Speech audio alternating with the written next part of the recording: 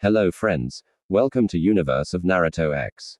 If you love Naruto What If stories and anime explanations, don't forget to subscribe to the channel. Now let's begin today's story. Naruto Uzumaki, Konoha's #1 knucklehead and the world's most unpredictable ninja, was currently on his way to the hospital. He wasn't injured or anything like that. He just needed to find his sensei, Kakashi Hitaki. The reason Na is looking for Kakashi is simple. Na was competing in the Chunin exams, and after 2 parts were finished, he was able to fight in the preliminary round and he defeated Ka Inuka in a rather unorthodox fashion. All of the competitors were given a month off to prepare for the finals and he needed help. His opponent was none other than Neji Hyuga. Neji was a prodigy of the Hyuga clan and was slated as the best rookie genin. He brutally beat his cousin Hinata Hyuga due to his hatred of the main branch family, and Na vowed to beat him in the finals. Na knew he needed more than what he had for the finals. So, who better to ask for training than his very own sensei? He made it to the hospital and figured he'd go to Sasuke's room since that's where Kakashi would be. Hey, where's Sasuke's room? Na asked the receptionist. I'm sorry, mister. Sasuke is not allowed to have visitors. The receptionist said. What? No visitors? Are you kidding me? Na asked. Sorry, those are the rules. The receptionist said. Come on, lady. Just let me go see him. Na said. Naro, this is a hospital. Keep it down. Kakashi said, walking up to him. Kakashi sensei, I am so glad to see you. I need a favor. Na said. Stop right there. I already know what you're going to ask, so I've been looking for someone that can oversee your training for the final round. Kakashi said, and Na was not happy. Why can't you train me, sensei? Na asked. I have other matters to handle. I don't have the time to trouble myself with you. Kakashi SS. You're going to train Sasuke, aren't you? Na asked. Don't complain. Listen, I found you an even better teacher than me. Kakashi said. But you're my sensei. I want you to train me. Na said, and he was barely containing his anger. I can't. I'm busy. Kakashi said. Yeah, busy training Sasuke like always. Who is this so-called teacher anyway? Na asked. It's me, Ebizu said, and Naruto turned around. Then he completely lost it. This is WH. You got to train me. You've got to be kidding me. Of all the guys you could have picked, you pick one of the people WH me in this village. What the hell would you even teach me? Na yelled. I'll work on your basics and chakra control. Ebizu said. That's right, Na. In Team 7, you're the one who needs to work on your basic skills. They need the most work. That's what I want you to focus on this time around. Kakashi said. My basic skills need work. They wouldn't need work if you were a better sensei. Na said. Excuse me. Kakashi asked. You heard me. I've been under you for 6 months, and all you've taught me was tree walking, and that's only because we were fighting Zabuza on our first C rank mission. Outside of that, you haven't taught me anything.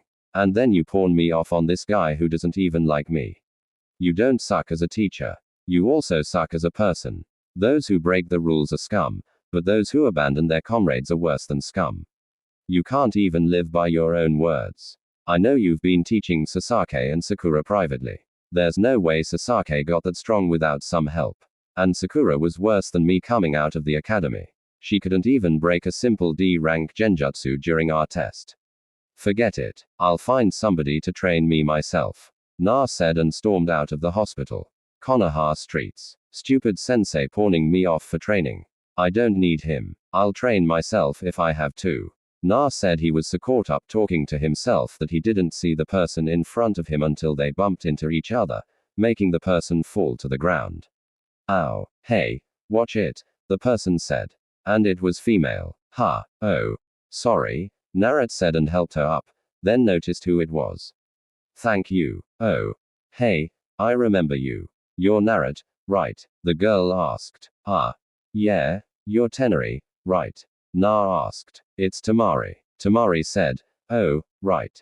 See ya. Na said. Wait, I need some food. What's a good spot to eat at? Temari asked. I'll show you just the place. Na said. Ichus. Hey, old man Ayami. I'm here with a new customer. Na said. Ah, Naruto, my boy, how's it going? Tuki asked. It's good. I've got a new customer. Her name's Temari. Na said, what can I get you, Temari? Ayami asked. I'll have 2 large beef miso ramen. Temari said, coming right up. Ayami said, a large. Isn't that a bit much? Na asked, what are you saying? Are you calling me fat? Temari asked. And no, it's just that the girls in this village only eat small portions of food to watch their figure. Aren't you worried about losing your figure and getting fat like most girls? Na asked. I'm a kunoiki.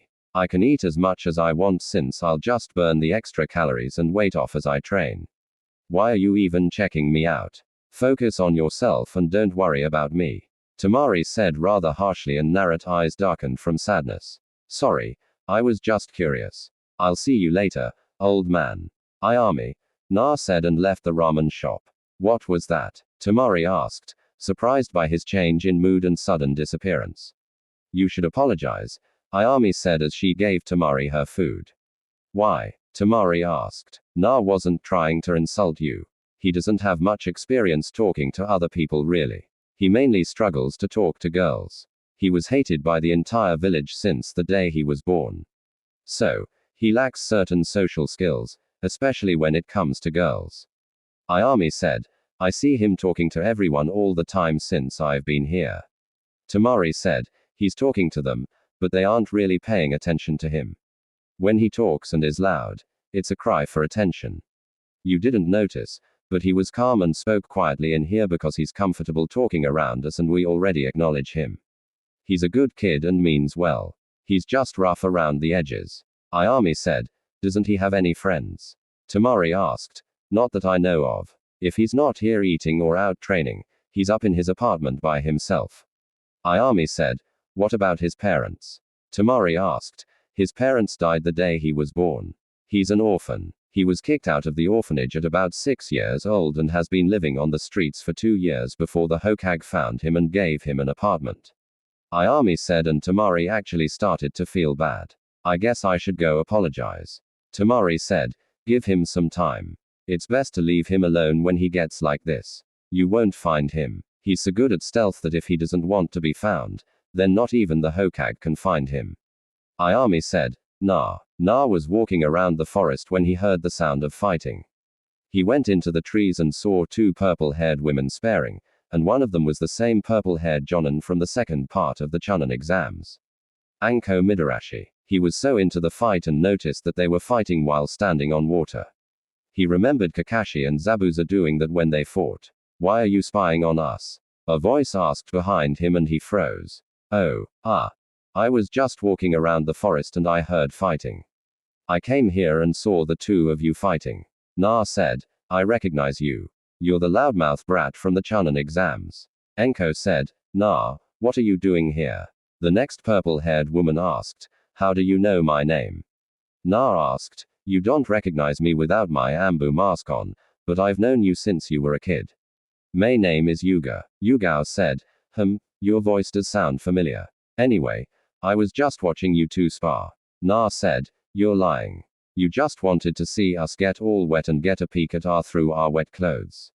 Enko said, a peek at your what? Na asked, confused. Our humongous boulders on our bodies. Don't you know anything about? Enko asked, what the hell is that? Naruto asked, come on, let me explain some things to you, kid. Enko said as she sat next to him. Oh boy, Yugao said.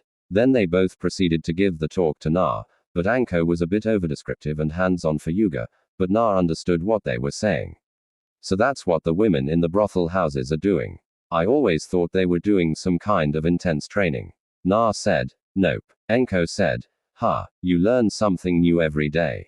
I wonder if all are soft and squishy like yours. Na said they should be. Yuga has some soft and squishy as well. Enko said and gave Yuga a nice squeeze. Will you stop? I have a boyfriend. Yugao said, I'm sure he wouldn't mind a threesome. Enko said and Yuga blushed. Wow, wait a minute, Enko. I knew I heard that name before the Chunin exams. You're the lady sensei talks about a lot. Naruto said. Way does he talk about me? Anko asked and had a small blush on his face. I don't know. He kept mumbling to himself about today being the day he would ask Anko. I never knew what he was talking about, but I think I figured it out. He must have a crush on you. Yeah, that's got to be it. He always has a blush on his face when he says your name, Naruto said. And both Yuga and Anko were shocked. No way. I've got to tell Karina and Hana this, Yugao thought. He likes me. Well, then again, I am a pretty nice piece of Anko thought. Anyway, how were you walking on water just now? Na asked. It's chakra control exercise. You should know that by now. Yugao said. If I knew what it was, I wouldn't have asked. Na said. Right, well, Anko, I need to get back to my duty. I'll see you Hana and Kurenai later. Yao said and vanished. Whoa, that was cool. Na said. I have to get going. I've got people to interrogate and a certain teacher to talk to. Nice talk, kid. Anko said. Wait, before you leave, can you tell me how to walk on water?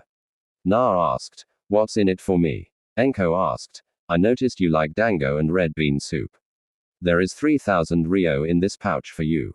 Na said, holding up a pouch. How do you have this much money? Anko asked. I save more than I spend, Naruto said. And Anko took some of the money from his pouch. To do the water walking exercise, you have to emit a constant stream of chakra from the bottom of your feet and use the repellent force to walk across the water's surface. This is more difficult to master than the tree climbing because the amount of chakra that needs to be emitted changes constantly. Anko said and then gave him a demonstration. Thanks for the help, Na said. And Anko just vanished. I need to learn that as well. I need to go to the hot springs first. My body is sore from fighting. Na said and left. Hot springs. All right, I'm feeling better.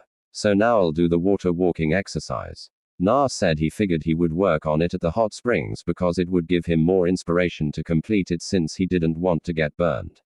After about 50 tries and falling into the water 50 times, he was finally able to do it. But for some reason, he noticed his chakra was even harder to control properly for some reason. He was about to try again when he heard giggling. He looked up and saw a man peeping on the women's side of the hot springs. He walked up to him and tapped him on the shoulder. Go away. I'm creating a masterpiece. The man said. It's illegal to peek on the women in the hot springs. Na said. Go away, kid. I'm busy. The man said. Fine. Don't say I didn't warn you. There's a pervert peeking through the fence on the women's bathhouse. Na yelled and they heard screaming. Kid, what did you just do? The man asked. Serves you right, Na said and walked away listening to the man getting beat up by a mob of angry women. That wasn't nice, kid. The man said as he appeared in front of him. What the hell? I really need to learn that jutsu. Na mumbled. Why do you do that? The man asked. Because you're a pervert and you deserved it. Who are you anyway? Na asked. I'm glad you asked, the man said and summoned a toad, then started to dance. I don't have time for this. Never mind. I need to get back to training for the Chunin exam finals. Na said. The Chunin exams. I remember when I took the Chunin exams. Who's your opponent? The man asked. Neji Hyuga, the prodigy of the Hyuga clan. Na said. How about I train you? The man asked. What exactly would you train me in? Better yet, what's your name? Na asked. I am the one, Theon, the only gallant Jiraiya 1/3 of the legendary Sunning. As for what I'll train in, have you ever noticed a second chakra in your body? Jiraiya asked. If you're talking about the Ninetales chakra, then yes. What else are you going to teach me? Na asked. I'll let you sign the Toad contract as well. Jiraiya said. What else? Na asked. Geez, kid, what do you want to learn?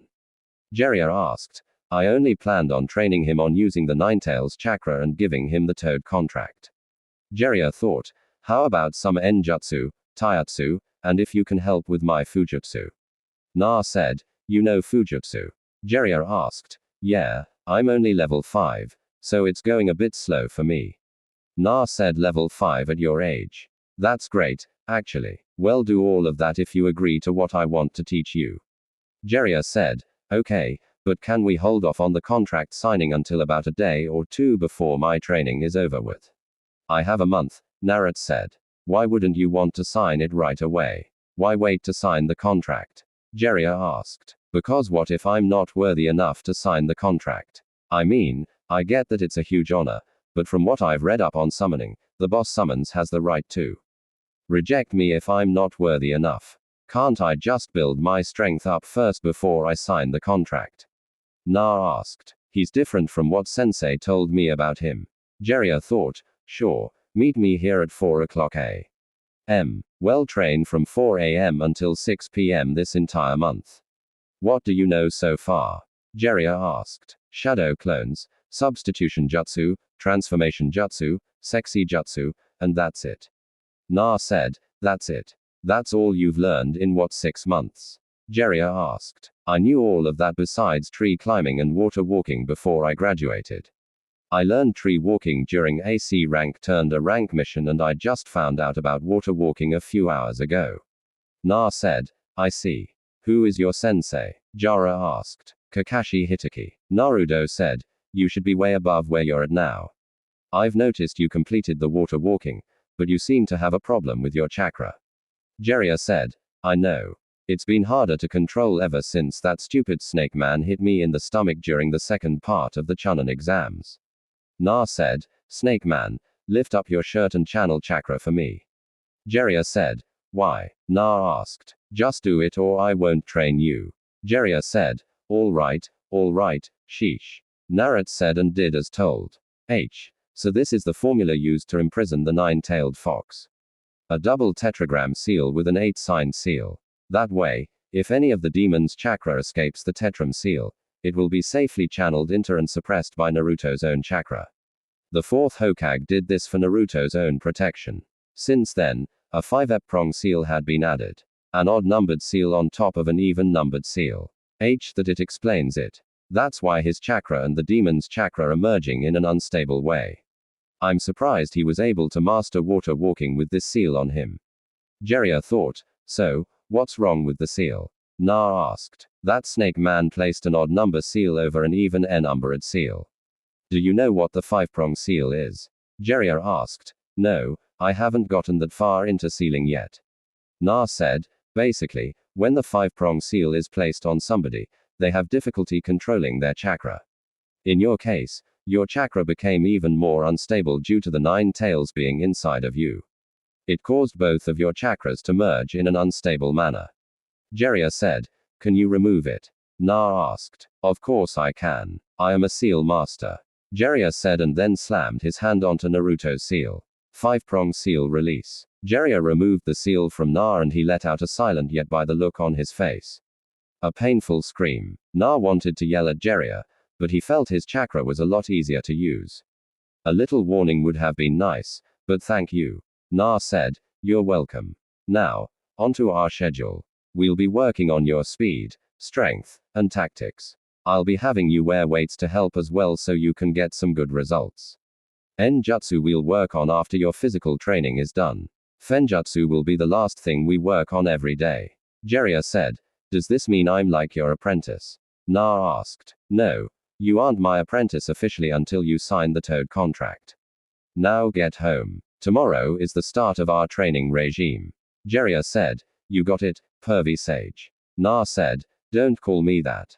Jiraiya yelled and Na just laughed at him. Great. First, Kusha called me that and now Na calls me that. Jiraiya thought, it fits perfectly. Na said, and Jiraiya just sighed. One last thing, you need to get rid of that horrendous outfit. Jiraiya said, it's the only thing I was able to buy. I can't even fit it. It's like 2 sizes too big. Na said, why is that the only thing you could buy? Jiraiya asked. Because the entire village, minus a few, hate me. I only get these that make me stand out and they're not really comfortable. Na said, why didn't you tell the Hokage? Jiraiya asked, because I don't trust him. He's a liar. Na said, why don't you trust him? Hasn't he been taking care of you? Jiraiya asked, if you call living on the streets for 2 years before he finally did something taking care of me, then no.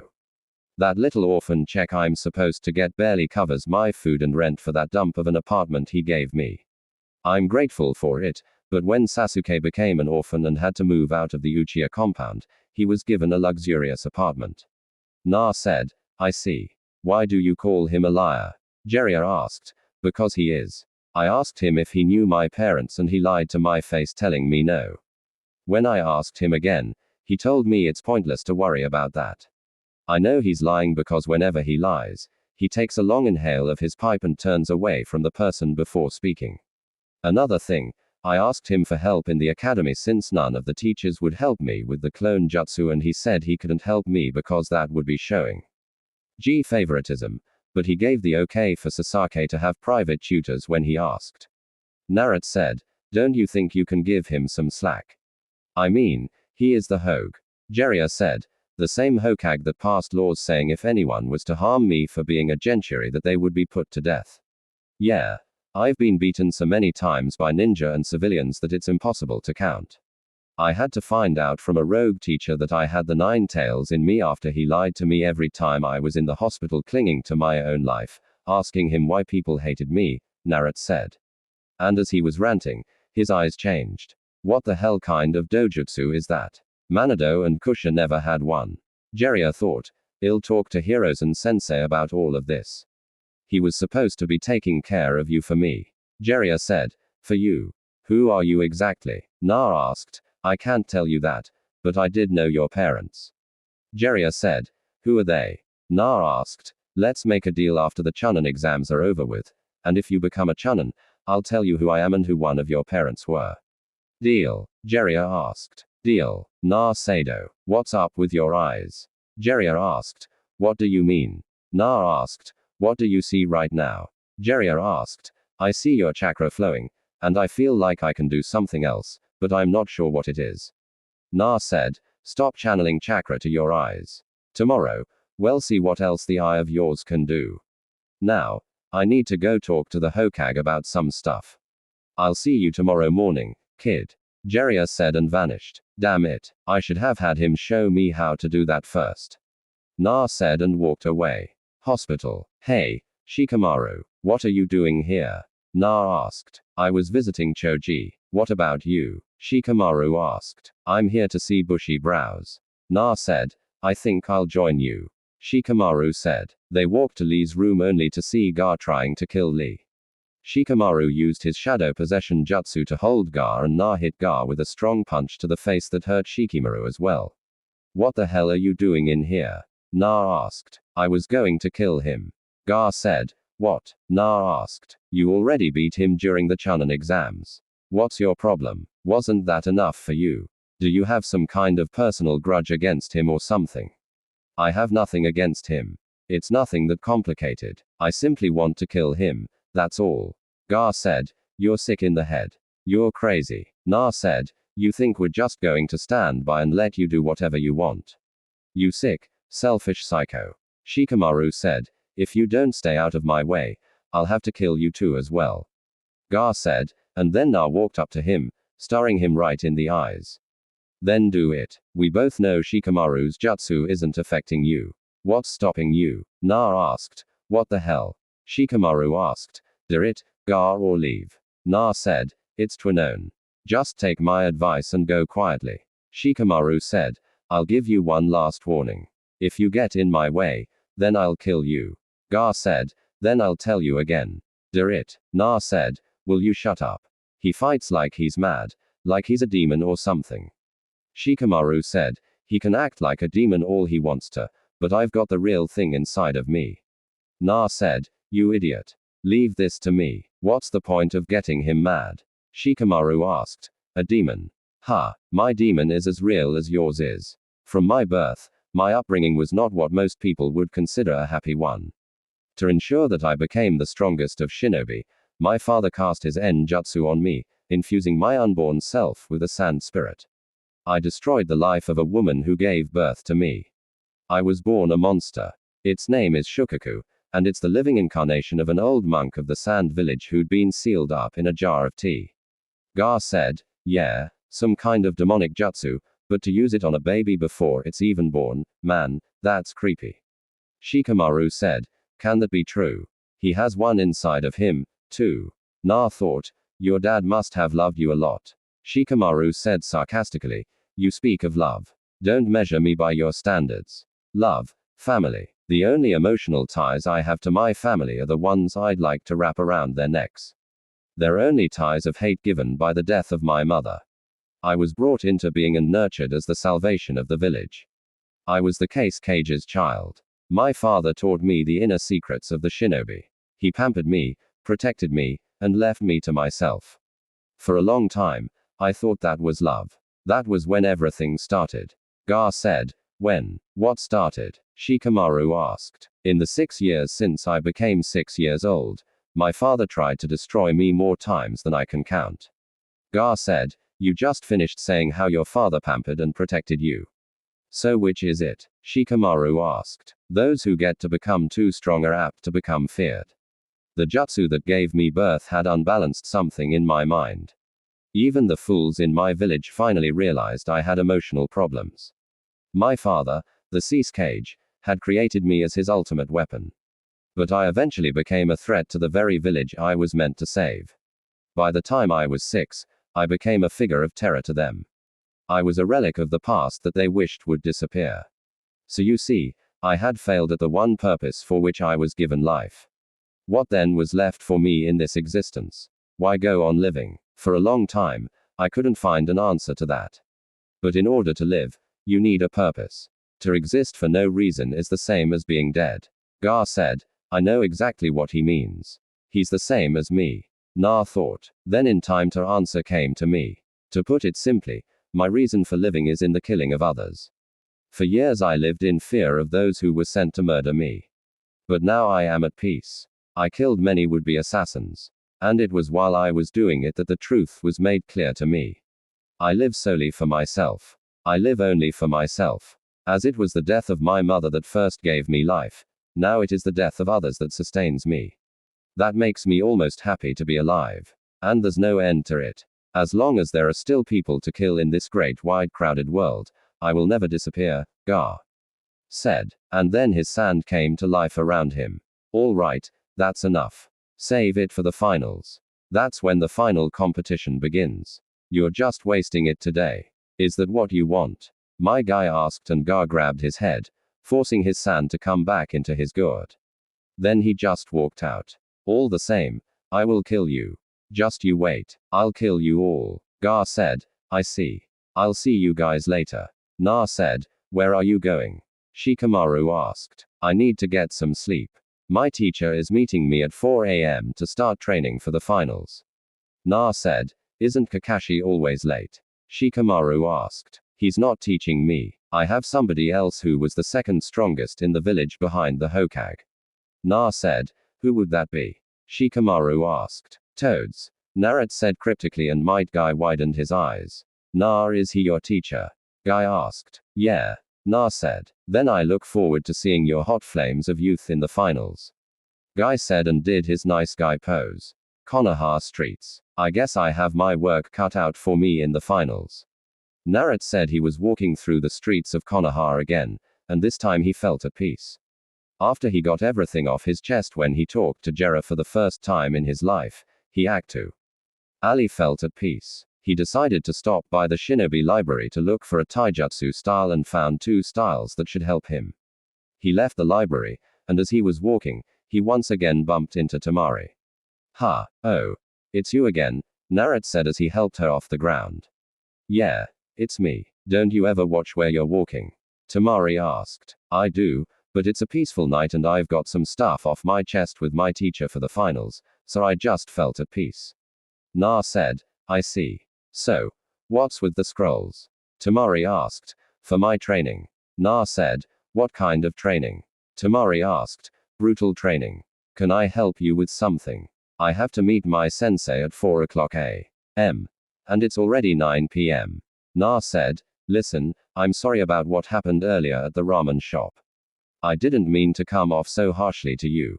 I just thought you were being rude on purpose. The girl that works there, Ayami, told me you don't have much social skills, let alone skills talking to girls. Let's start over. I'm Temari and I like your hair. Temari said, holding out her hand. Oh. I'm Naruto and I like your tits. Na said. My what? Temari asked with a blush. Your tits. I thought girls liked being complimented on their bodies. Na said. We do, but that's not something you say to a girl if you're just meeting her. Temari said. Really? Henko didn't tell me that when she gave me the talk. I'll have to remember that. Na said. Wait, you just had the talk today. Temari asked. Yeah. I didn't even know what that was. Enko and Yuga explained everything to me. Enko even went into great detail. I think I have a better understanding of things now. I didn't insult you, did I? Na asked, and Temari just sighed. No. If you were another person, I would have hit you with my fan. But I know you struggle with interacting socially, so I'll let it slide. Next time, compliment a girl on her looks or something. Temari said. Right. Well, see ya. Na said and started to walk away. Wait, I'm kind of lost. Can you walk me back to the Golden Leaf Hotel? Temari asked and Na froze. Ah. I'm not allowed in that part of the village. You'll just have to find somebody else to help you. Na said. Why not? Temari asked. Because they hate me. Na said. Why? Temari asked. I can't talk about it. I'll see you at the finals tomorrow. Naruto said and walked away. Yeah. I'll see you at the finals. Temari said and sighed. If only he knew. Temari thought sadly. Next day. All right, pervy sage. What's first? Na asked. Stop calling me that. Anyway, first thing first. I'm going to place some resistance seals on you. Jiraiya said. What are those? Na asked. They're lightweight seals, but different. They'll make it harder for you to move and won't stunt your growth even more than it already has been stunted. Jiraiya said and placed resistance seals on Naruto's arms, legs, and his chest. Hey, what's that supposed to mean? Na asked. You're what? 13. You're the size of a 10-year-old. We'll be working on changing your diet and getting you better nutrients. You can't eat ramen every day all day. I know it's not your fault, but I'm going to get you right. Another thing, you are to not release the resistance seals while we are training. You're way behind in training, so I'm going to push you harder than you can imagine. Now, when the library opens, I want you to go and get you some taijutsu scrolls. You want to learn? Jiraiya said. Already done. I grabbed 2 yesterday, but I want to mix them together to create a single style. Na said and gave Jiraiya the scrolls. That's good. Now, to make these even deadlier, I'm going to work on your speed quite a bit. As for Enjutsu, I want you to channel chakra into this paper, Jiraiya said and pulled out a piece of paper.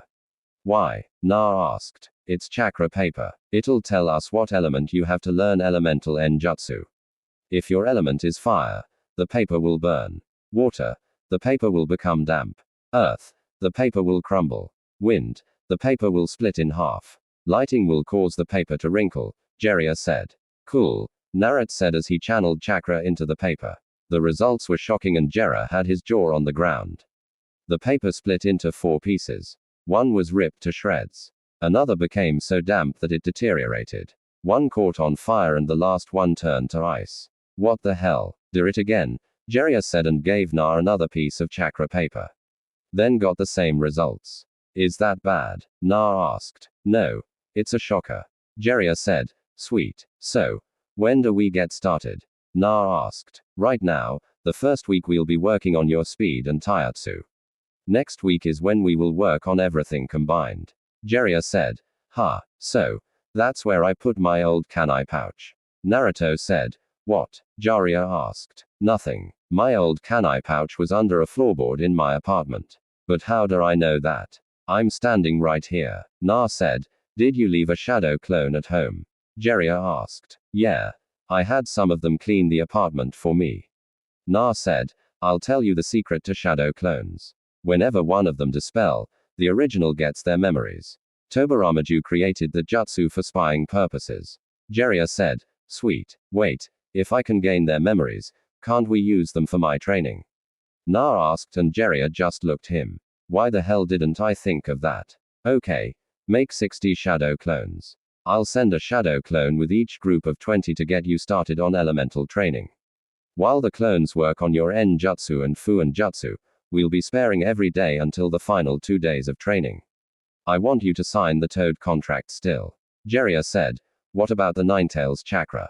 I thought we were going to work on that as well. Na said. I've changed my mind. I'm going to boost your skills first, and we'll worry about that some other time.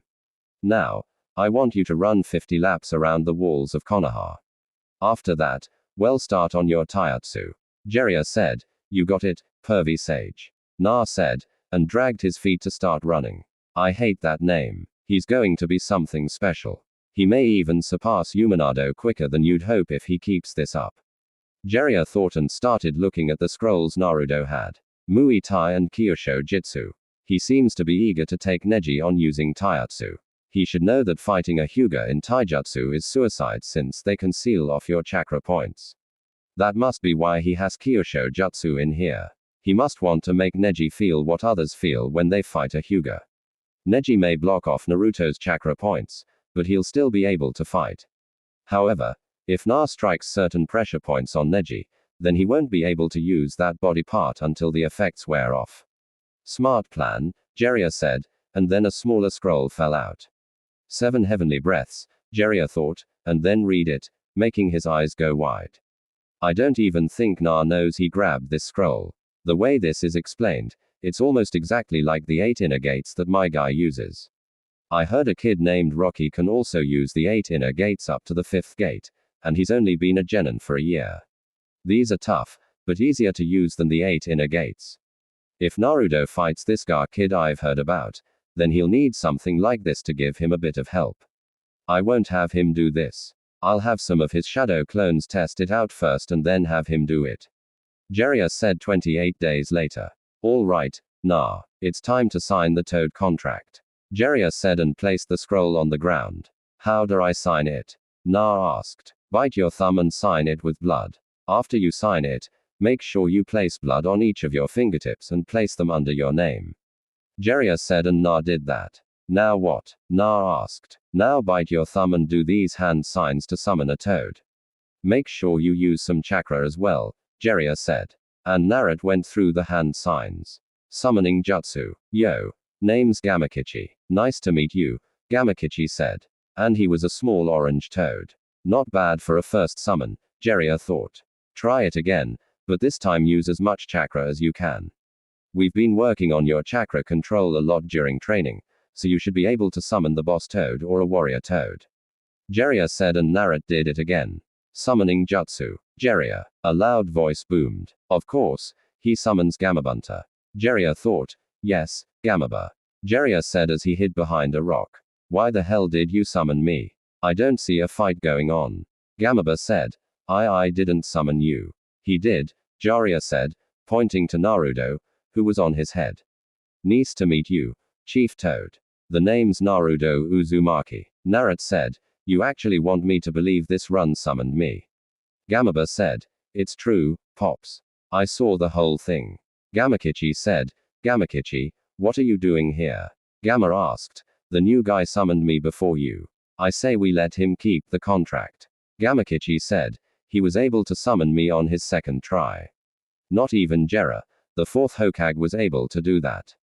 Gamabunta thought, fine, you may keep the contract, but do not summon me unless you were in a battle and require my help or if you have barrels of sake.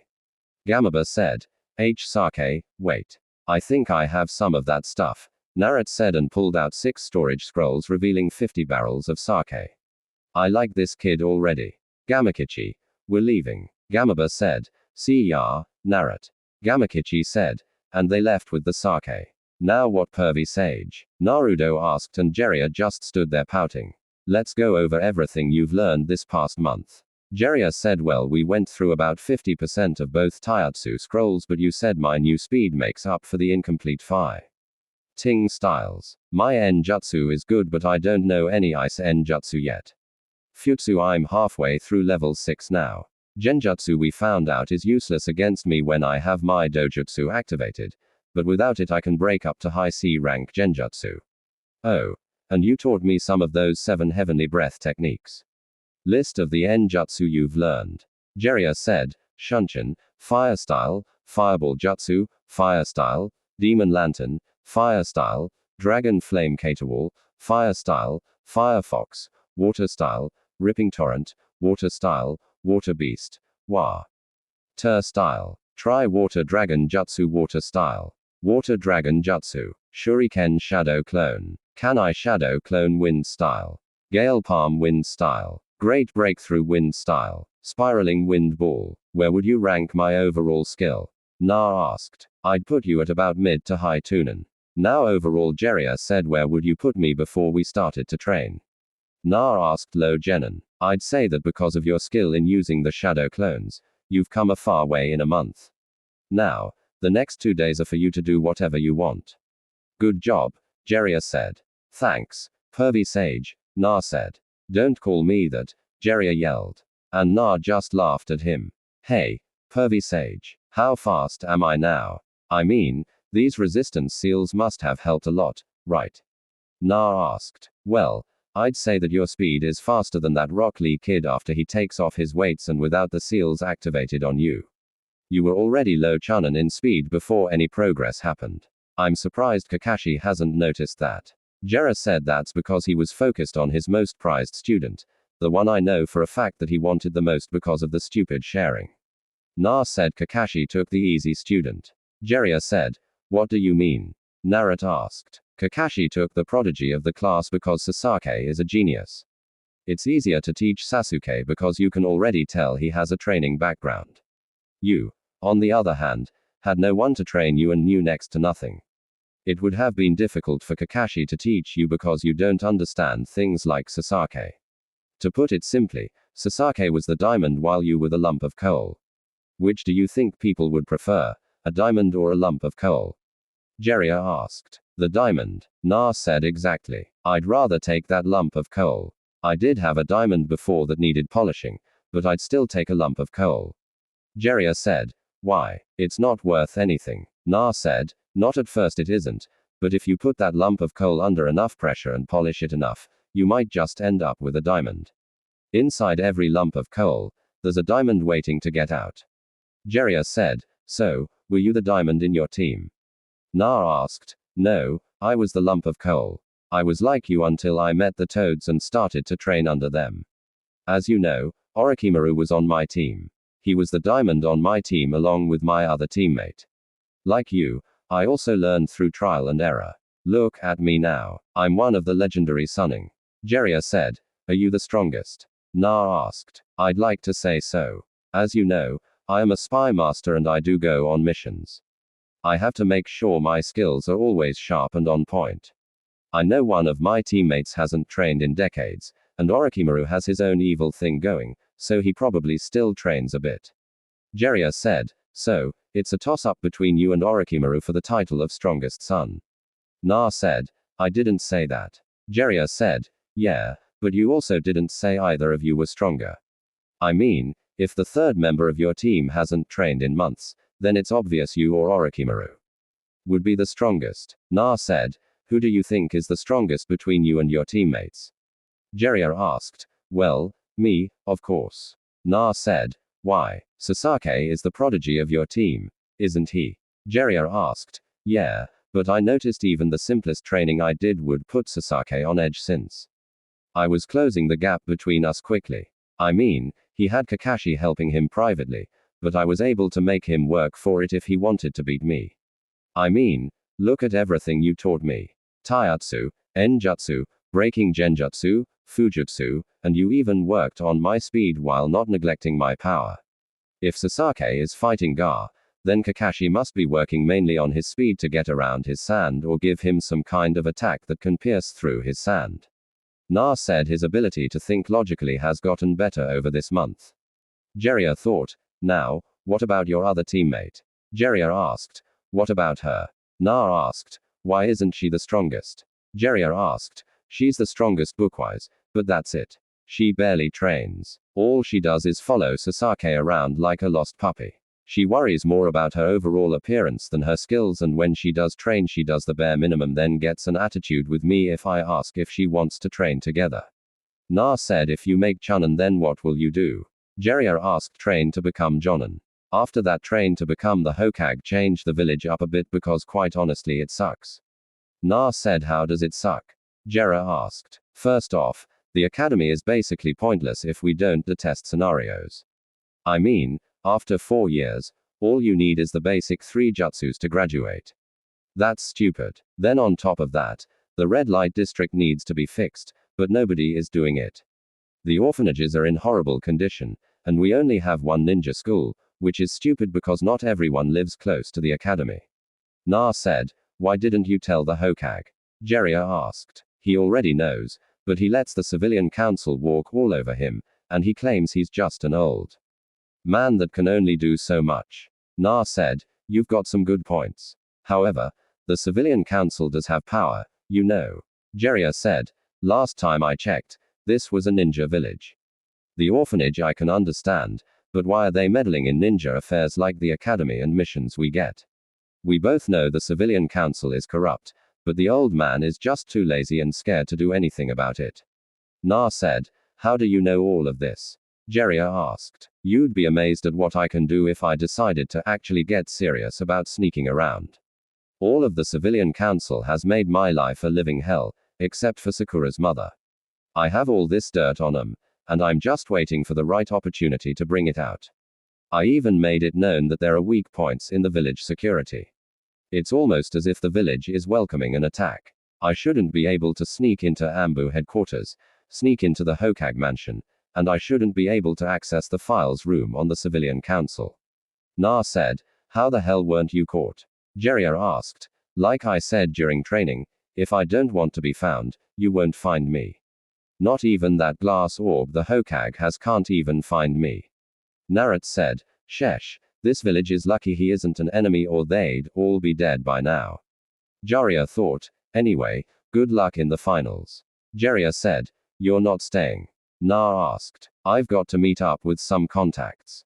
I should be back in time to see my apprentice win the finals.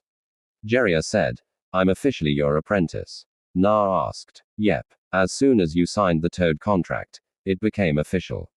As a son, I have power to choose whoever I want as my apprentice. If you stay a genin, then I'll be able to pull you from a mission if I need you for something.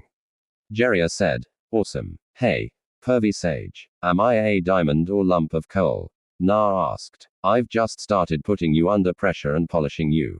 However, there is a speck of something within you. It's up to you on how you go about that. Your drive and ambition will determine if it's a speck of dust or a diamond that is starting to form. Jiraiya said, I guess this is it, Na said. And Jiraiya placed his hand on Naruto's head. Don't worry, you'll do just fine, Jiraiya said. Thanks, pervy sage. Na said, don't forget to wear the new clothes you got. That horrendous jumpsuit is too small for you now. Jiraiya said, and then Jiraiya went up in smoke. 2 days later, Chunin exam finals. The crowd was gathered as all the competitors were in the arena. Well, all except 3. Naruto, Sasuke, and Dosu weren't there yet.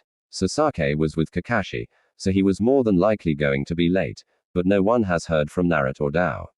Look at this. We're missing quite a few people here.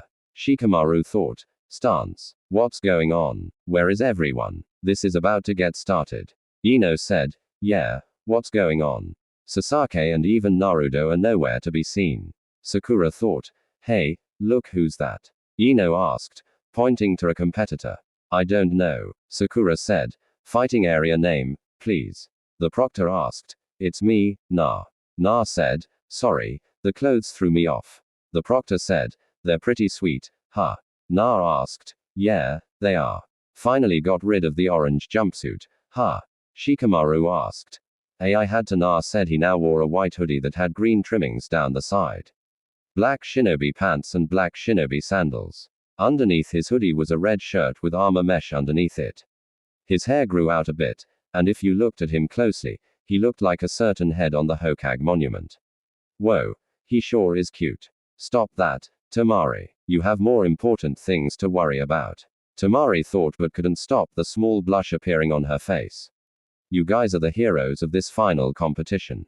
The proctor said, welcome all and our deepest thanks for coming here to the village hidden in the leaves for this year's Chunin selection. We have come to the final completion between the 8 candidates who made it through the preliminaries. We ask that no one leaves until all the matches have been completed. Now everyone enjoy. I said, oh, there's one more thing before we get started. Look it over. There's been a slight change in the matchups. Now it's set. So, everyone take one last look at who you'll be facing. The proctor said and held up a piece of paper. I thought I was supposed to fight an extra match. Hey, so that dude dropped out. Shikamaru thought, all right, listen up. The terrain is different, but the rules are the same as before. That is that there are no rules. A match continues until one candidate acknowledges defeat or dies. That being said, if I determine that a match is over, I can step in and stop it at any time. No arguments are permitted. These are the opponents for the first match. Naruto Uzumaki and Neji Hyuga. Those two stay. The rest of you can go to the waiting area, the proctor said. And everyone left except Ne and Na stands. Hey Sakura, I know that you're worried about Sasaki, but come on. Don't be such a lump. Aren't you going to at least cheer Naruto on? Ino asked. You're right, Sakura said and put a smile on her face. That's more like it. Not that the poor ring has a hope in hell against Ne. Ino said. He's not that bad. Sakura said. Are you kidding? Not that bad. Is that the best you can do? Ino asked. Who would have believed that little Squirt would survive this long? Keitetsu asked. Yeah, he's been one lucky kid so far, but his luck's about to run out. Hell never survived this one. Ormo said. I don't know. Look at him. He's grown a lot. He's not the little Squirt he was a month ago. He's taller, put on some muscle, and looks more mature. Whoever trained him must have put him through the ringer. I can tell he's far ahead of what he used to be. This match is going to be a lot more interesting than people think. Katu said. Fighting area, you got anything to say to me? Ne asked. Yeah. You might want to take me serious from the start if you hope to have any chance at winning. Na said, and everyone noticed his voice was a bit deeper than Neji activated his Bakugan. He has the look, he's calmer now, more sure of himself, Neji thought, and then got into his fighting stance as did Na. So much the better for me. I can't wait to see the look of despair on your face when you learn that your foolish vow is impossible to keep. Neji said, the Byakugan, the prized dojutsu of the Hyuga clan. I'm honored. However, I wonder which dojutsu is better.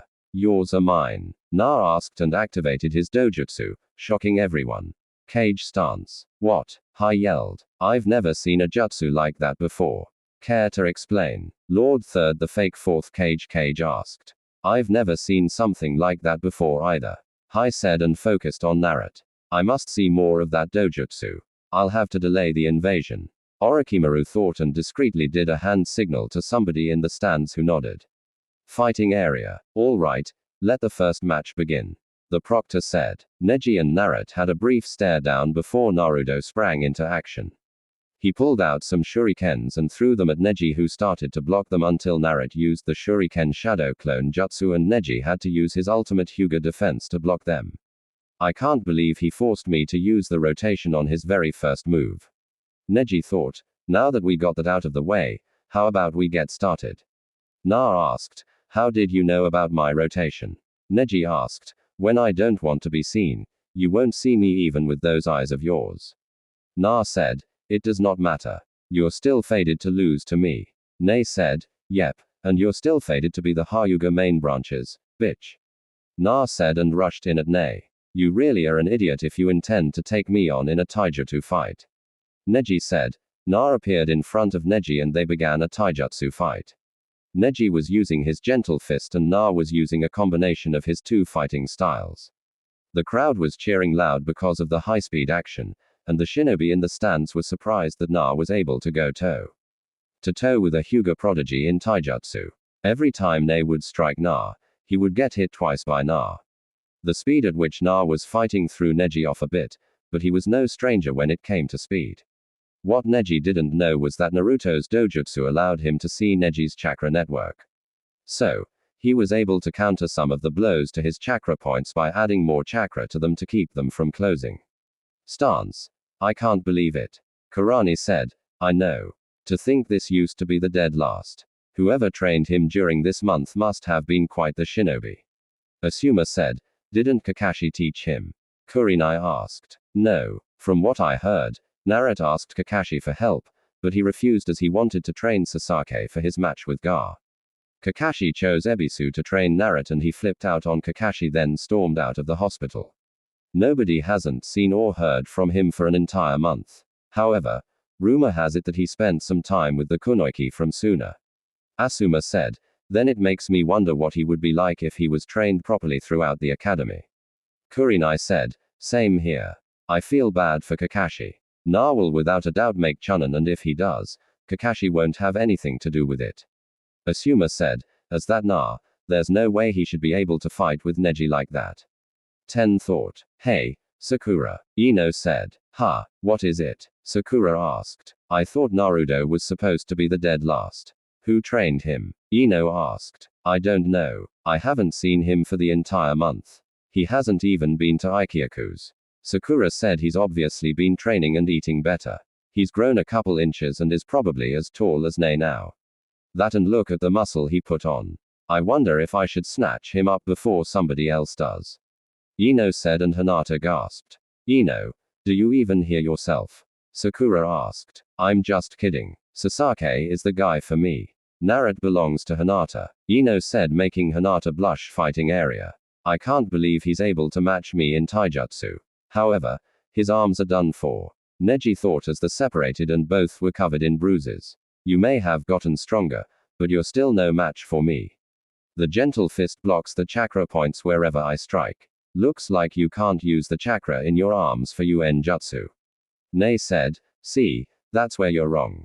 I can easily reopen my chakra points. You, on the other hand, may want to examine your body a bit closer. Na said, a couple of bruises mean nothing. Neji said, even with the infamous Byakugan, you still can't see clearly. Na said, what is that supposed to mean? Nae asked, the bruises on your body are in specific points on your body. They aren't just random spots I hit. While you were able to close off my chakra points, I was able to strike your pressure points. Your arms don't really work that great right now. You may have hit me half of the times you actually thought you did. Your attacks became slower and weaker as we fought. While I can reopen my chakra points, you have to get a medic or somebody that knows the body to help you out. Na said, what? That's impossible. How could I fall for something so simple? Neji thought as he tried to move his arms, but they wouldn't move. Surrender now or stand there helplessly as this dead last embarrasses you even more. I haven't even begun to fight seriously. You came into this fight filled with arrogance, expecting an easy win. I came here with a plan and a counter to your taijutsu. I trained every day from before the sun rose to when the sun went down this past month. What will it be? Will you forfeit or will I have to embarrass the Hyuga clan even more? Na asked and walked up to him, putting a kana to Neji. I forfeit, Neji said reluctantly. Winner Naruto Uzumaki Genma said, and the crowd was stunned. Neji, why do you hate Hinata? Shush is a nice girl and wouldn't hurt a fly. Na said, because of the caged bird seal. Nae said, and it all made sense. Nae, all seals can be broken. I'll let you in on a secret I've learned. Hayashi Hyuga was against your father being given up during the whole Kumo incident. Talk to him and he'll explain things. The clan head isn't the problem in your clan. It's the council. Hayashi has the power to abolish the caged bird seal. I'm sure Hinata would like her cousin back in her life. Na said and tapped Nae on his pressure points. What did you do? Neji asked as he was able to move his arms again. I undid the damage to your pressure points. Na said, how did you change so quickly in a month? Nae asked. I'm a lump of coal being put under pressure. Na said and walked away, leaving Neji confused. Stance, whoa, he just took down Nae without a problem. Ten said, it's like he's a completely different person. Sakura said as she watched Naruto go up to the fighter area. Did we miss Neji's match? Rock Lee asked as he arrived with my guy. Yeah, it's over, Ten said. Then Nae must be really strong if he was able to take out Naruto so quickly. Although it looks like Na gave him some problems. Guy said no. Nae lost. Ten said, what? Lee said, it's true. Na outclassed him and came in with a plan to counter Neji and his gentle fist. He blocked off the pressure points in Neji's arms. Neji had to forfeit due to his arms being useless. Ten said, it doesn't make sense. Na shouldn't be this good after a month. Ino said, given who trained him. This isn't much of a surprise. Might Guy said, who trained him? Sakura asked. It's not my place to tell. However, just know that if Na defeated Nae as easy as you said, then we haven't even seen what he can really do. Guy said, fighter's area. Gez, Na, did you have to win so quickly? Shikamaru asked and Na ignored him as he walked up to Ga. Win your match, but don't kill him. I want to fight you myself. Na said and had a stare down with Ga, but you could feel the tension between them. Mother says, your blood is better than the Uchiha. Gar said with a crazed look on his face. Then don't lose to Sasake and you can have it, Naruto said. And then Gar released a huge amount of chakra, but his was no match for Naruto's chakra output. What the hell are they? Shikamaru thought, he's got more chakra than Gar. Temari thought, can you two stop? You're cracking the walls around us. Shikamaru said, wimp. Temari said, I'll see you in the final match. Na said and walked away to take a nap. Time skip. Hours passed by since Na went to sleep, and he was woken up by a screeching noise. He yawned and stretched, then noticed Sasake standing on the wall with lighting covering his hand. Sasake took off at incredible speeds towards Gar, who was trapped in a sphere of sand. Right before Sasake could stab Gar, his feet were stopped by sand. Sasake was surprised along with Kakashi, and then a giant hand made of sand came from the sphere and repeatedly slammed Sasake into the wall before he fell unconscious. Winner Gar of the sand, Genma said. Naruto Uzumaki, come face me.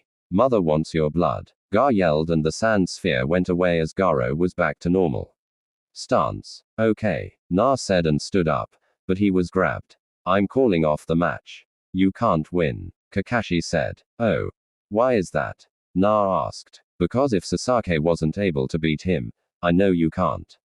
Kakashi said, see, that's where you're wrong. I'm stronger than Sasuke and I have quite a bit of tricks up my sleeve. Na said, sorry, but this is for your own good, Genma. Naruto Uzumaki forfeits this match. Kakashi said, no, the hell I don't. Na said and went up in smoke, revealing a log in his place. Relax, Kakashi. Naruto's got this, Asuma said. Did you see what Gar did to Sasake? There is no way Na stands a chance. Kakashi said, actually, he does. Might Guy said, how so? Kakashi asked. Simple. He was trained by somebody way out of our league. He defeated Neji like it was nothing. Might Guy said and turned his attention to the fight. Have some faith in your genin, Kakashi. Kurenai said. Naruto unsealed 2 large shuriken and threw them at Gar, who watched as they went from 2 shuriken to about 16. Gar used his sand to protect himself from them and wasn't ready for the exploding kunai that Naruto snuck in there. The kanana exploded and sent Gar flying to the wall, but he was saved by his sand. So, the sand acts on its own. Na thought fire-style fire caterwall. Na expelled several dragon-headed fireballs from his mouth to cover the front, left, and right side of Gar. As the dragon heads move in an erratic manner, it makes the jutsu much more difficult to avoid. Gar once again used his sand to protect him. And then once the dragon heads connected, they exploded. Is that all you can do? Gar asked. Far from it. I'm just testing the speed of your sand. Na said, ninja art. Can I shadow clone? Na threw 2 kana at Gar and then they multiplied into 20. Na wasn't finished as he went through 4 hand signs. Wind style gale palm. Naruto clasped his hands together and wind is compressed then transformed into a powerful gale. He pushed his hand out forward and the wind helped the kunai travel through the air faster, making them more lethal. Gar once again raised his sand, but a few of them got through and managed to cut through his sand armor. Stands. Whoa, what happened to Na? Ino asked. I don't know. He was never this good before this round. Sakura said, whoever trained him really did a great job. Asuma said, didn't Kakashi sensei teach him? Sakura asked, no. From what I heard, Naruto did ask Kakashi for help, but he blew him off so he could train Sasake for his match with Gar Instia. Asuma said, then who trained him? Ino asked. I did, Jiraiya said as he landed behind them. Master Jiraiya, Kurenai said. Lord Jiraiya, it is an honor to see you and your youthfulness again.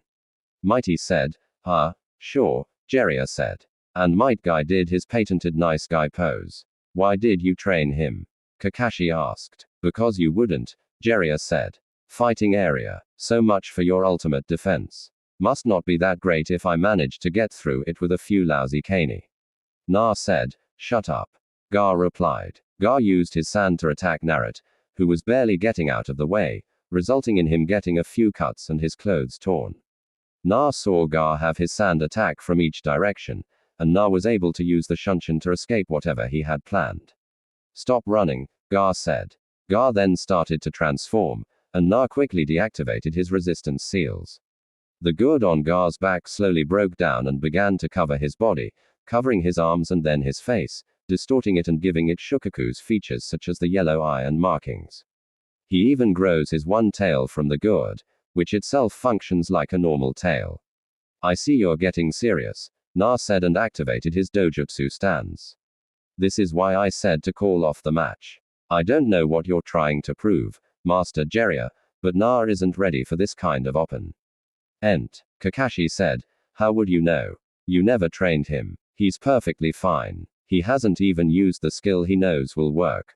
Jiraiya said, what skill is that? Might Guy asked. Let's just say that this match will be somewhat similar to Lee's match. Only difference is the winner.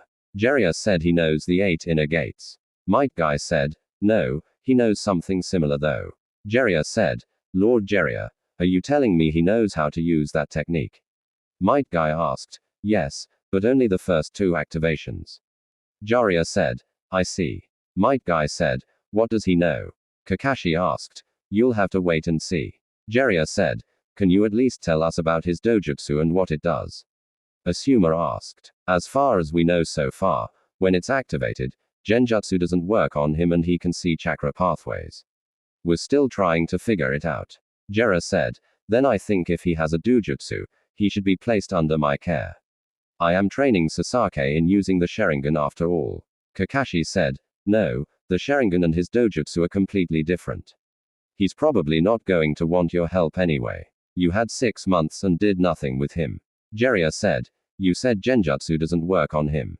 I'm the genjutsu mistress. Do you think some of my genjutsu will work?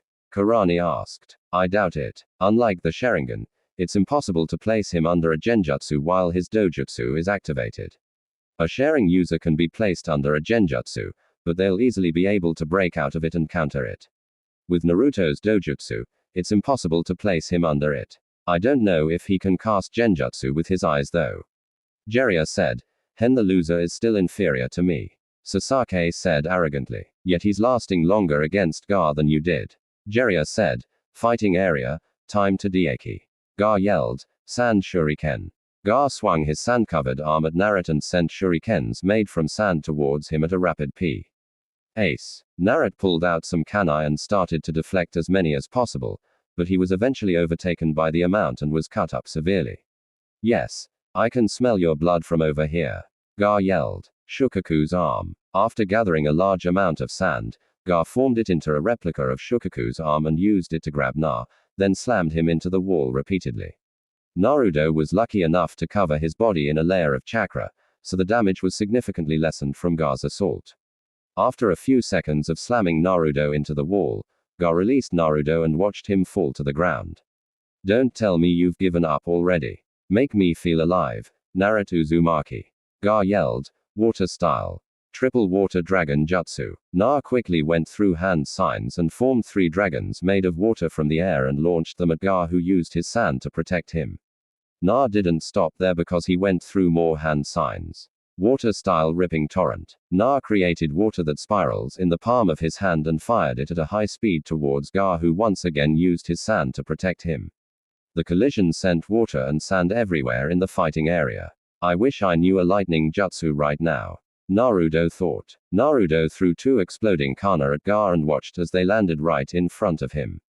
Gar tried to use his sand to protect him, but to his horror, it was moving too slow and he was hit with the explosion. If it weren't for him being transformed, he most likely would have died. The smoke cleared after Na used the wind style. Great breakthrough, and Gar was standing there badly burned with a horrified look on his face. Mother, my sand. It failed to protect me. Gar said. Of course it did. The sand is too heavy to move at the speed it usually does. That's why I used water enjutsu on you. That sand is useless right now. Naruto said with a smirk. Damn you, Aki. Gar yelled. Gar allowed the sand to cover his entire upper body with only his feet remaining uncovered. While his facial features still remain slightly human, both his eyes resemble Shukakis with the same markings around its body. Na noticed that the kanji remained on Gar's head. Stance. What the hell is that? Ino asked. Seems like Na is really pushing Gar to his limits. Jiraiya said. Do you still think he can handle it? Kurenai asked. Absolutely. Na has the best chance at beating Ga even without my training, and you know why. Jiraiya said. Can he use it? Asuma asked. Probably. He said during training that he's used it quite a few times, but only when he's overcome with rage. However, he shouldn't have to use it. He wanted me to train him so he wouldn't have to rely on it all the time. Jiraiya said. I see. You wouldn't mind if I trained him sometime, would you? He's the only other person I know in Konoha that has a wind chakra nature. Asuma said. It's up to him. Although I'll recommend him to you since I'm not an expert on wind chakra nature since it's so rare. Jiraiya said. Does he know any wind jutsu other than the one he just used? Asuma asked. He knows a few of them, but I don't think they're as strong as they should be. Jiraiya said and then looked over at Temari and Konyuro who were looking nervous. I can't believe it. He's hurting Ga. Temari said he's close to releasing Shukaku. Conqueror said. Why hasn't the case cage given the signal yet? Baki asked. That's because he isn't the case cage. Jiraiya said as he appeared behind them. Lord Jiraiya, Baki said. Relax. We already knew about the invasion weeks ago. Jiraiya said. Why aren't you attacking us? Baki asked. Because you're following orders from Orochimaru. A few days ago, a few of my spies found the body of the case cage in the desert, and he had a stab wound through the heart from a blade covered in a specific poison.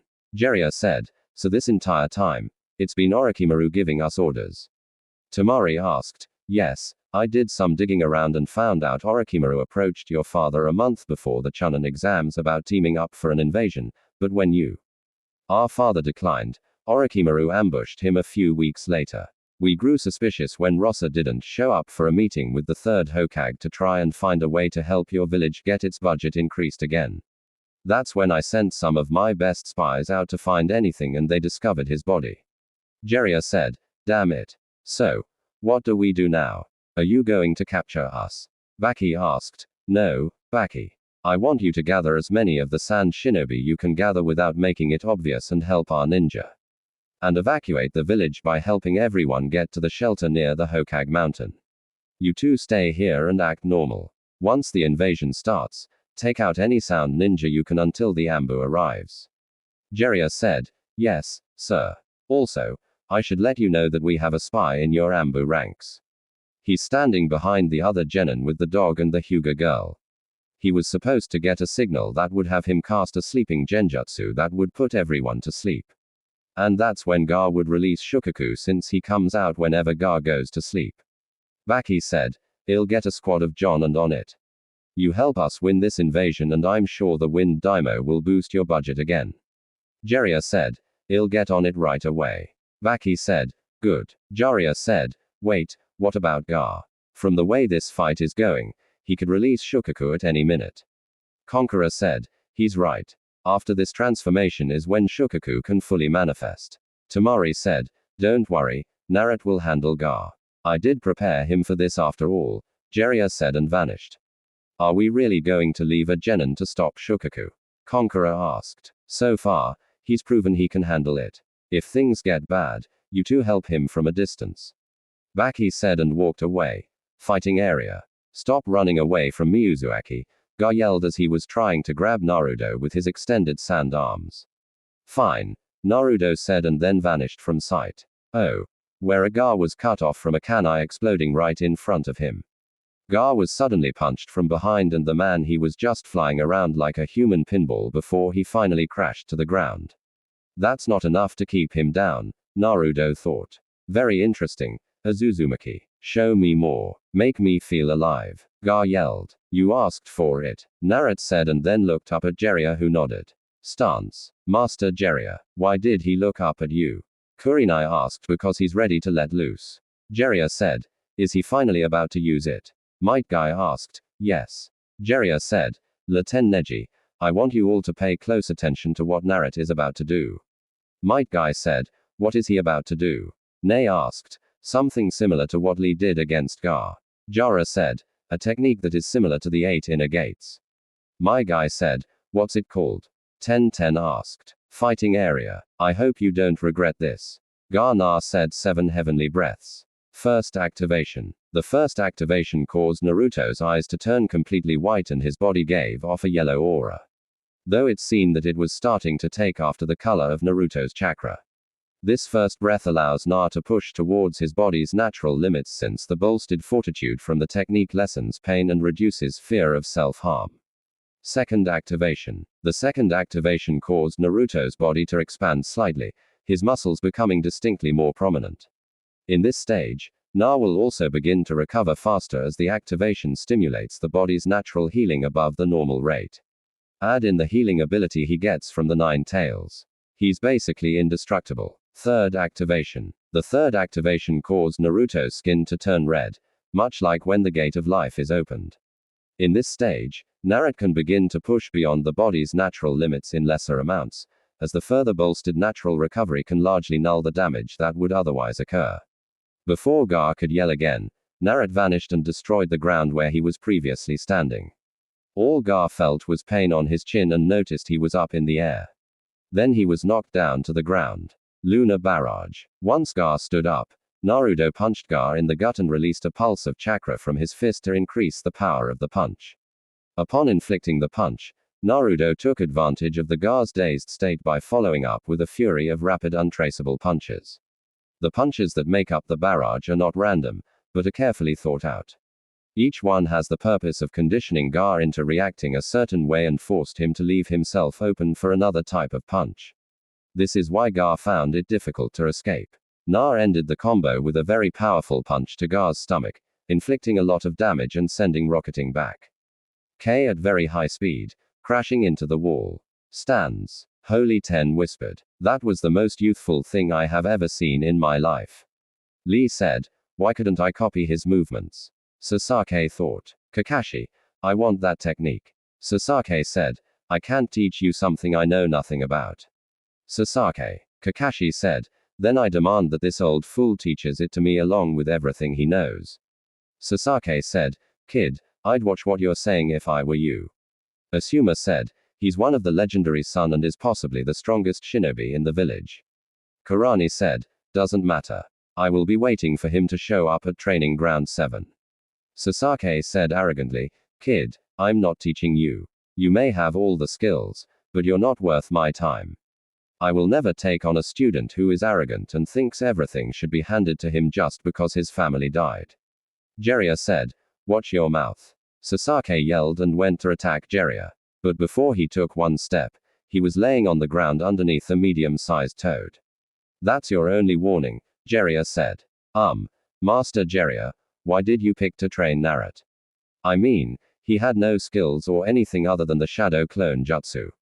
Sakura said, because he's a lump of coal. Jiraiya said, what does that mean? Sakura asked, which would you rather have, a lump of coal or a diamond? Jiraiya asked, the diamond, of course. Sakura said, yeah, anybody with a brain would take the diamond over some lame piece of coal. Ino said, true, but what if that lump of coal turns out to be an even better diamond than the one you picked out? Jiraiya asked. I don't get it. Ino said, don't worry. Not many people do. Like I told Na, I would take that lump of coal and turn it into a diamond. Lee, for instance, is also a lump of coal. Like Na, he is also being put under pressure and polished. Jiraiya said, fighting area. That should keep you quiet for a while. Naruto said as he deactivated the 7 heavenly breaths, and once the smoke cleared, Gar was back to normal, barely conscious. Winner Naruto Uzumaki Genma announced, Mother, you didn't protect me. You promised you'd always protect me. Gar yelled. After Gar was finished yelling, he released a huge amount of chakra. So Naruto gave him a chakra-enhanced kick, sending him flying out of the stadium. Temari and Conker nodded at each other before quickly leaving, giving chase to Gar to try and stow him from releasing Shukaku. Before anybody could enjoy the moment completely, an explosion was heard from up near the cage booth, and then Sound Ninja started to attack. A purple barrier was formed around the roof and nobody could get inside of it. We're under attack, Ino said. All of you go and help the civilians get to safety. Do not attack any Sand Ninja. They're on our side. Move out, Jiraiya said. I'm going after Gar, Sasaki said, and then ran off. Damn it, Kakashi. What the hell have you been teaching him? He's more arrogant than before, Jiraiya said and took out some sound ninja that tried to attack him. He'll be fine. Plus, Na is probably going to go after Gar as well. Kakashi said, you don't get it, do you? Gar is about to unleash the full might of Shukaku and you simply don't care that your student ran off. Jiraiya said he'll be fine, Lord Jiraiya. Kakashi said, change of plans, kids. Sakura, Shino, Shikamaru, go after Sasaki and bring him back. The rest of you help the civilians get to safety. Jiraiya said, I'll send Pakken with you to track Sasuke's scent. Kakashi said, Gar, you need to calm down and fight it. You can't release Shukaku, Temari said and Gar just groaned in response. It's no use. He's not responding. This is bad, Temari. We can't let him release Shukaku. The Leaf Village will think we're attacking. Konkwo said, I know, Gar, you have to listen to me. You can't let Shukaku control you. Temari said, and they had to jump out of the way from a kanai. For someone in such a rush, you three sure are slow. Drop the redhead and I'll let you leave alive. Sasaki said, what the hell are you doing? We're on your side, dumbass. Temari said, yeah, you idiot. Go fight the sound ninja that are attacking the village. Conqueror said, I could care less about that village. If they can't defend themselves from a couple of sound ninja, then they deserve to die. I'm here for a rematch, and I'll take you both on if I have to. Sasaki said, go ahead, Temari. I'll handle him. Konkwo said, no, Konkwo. Temari said, listen, Temari, we need to get Gar as far away from the village as possible. That's our main objective. I can handle him, Konkwo said. Be careful, Temari said and leapt away with Gar. Don't think so, Sasaki said and went to jump after her, but Konyuro appeared in front of him. You have to get through me, Konyuro said and kicked him away.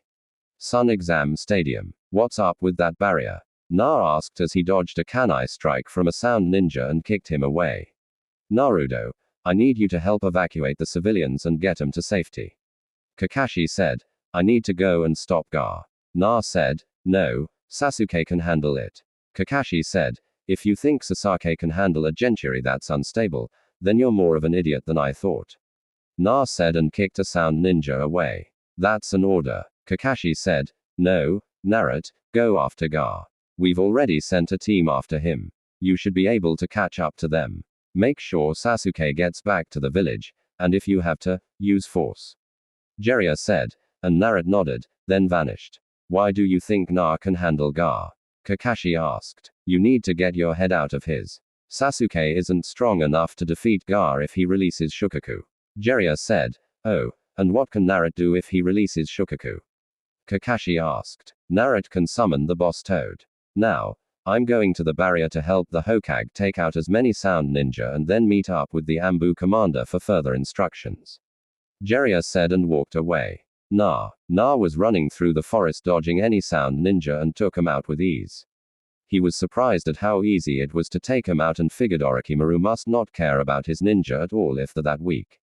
After a while of fighting and rushing towards Gar, Naruto came across Konkuro who was sitting by a tree in pain.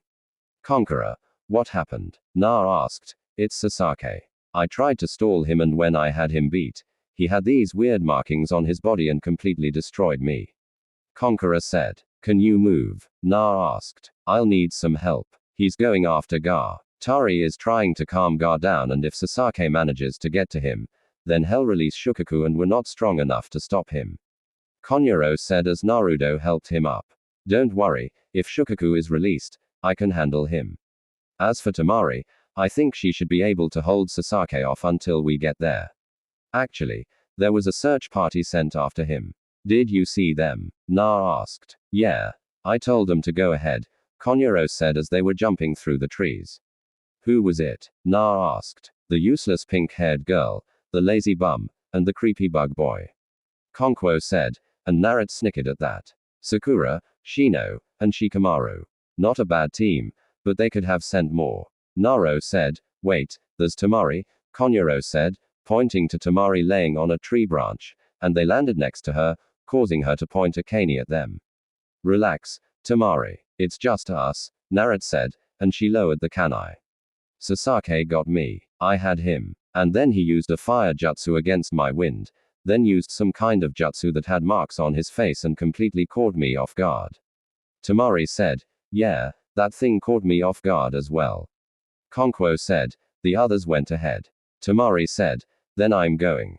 Na said, nah, please don't hurt Gar. It's not his fault. Temari said, I know it's your father's fault and whoever put the seal on him. Na said, what do you mean? I get it's my father's fault, but how is it the fault of somebody who put the seal on him? Conqueror asked, because Gar's seal is horrible. I know a bit about sealing, and Pervy Sage taught me one that will work. After I get a chance to defeat Gar, I'll fix his seal. He'll still have his instant sand defense, but he won't be unstable and will actually be able to sleep. Naruto said, I don't know. How can we be sure you know what you're doing?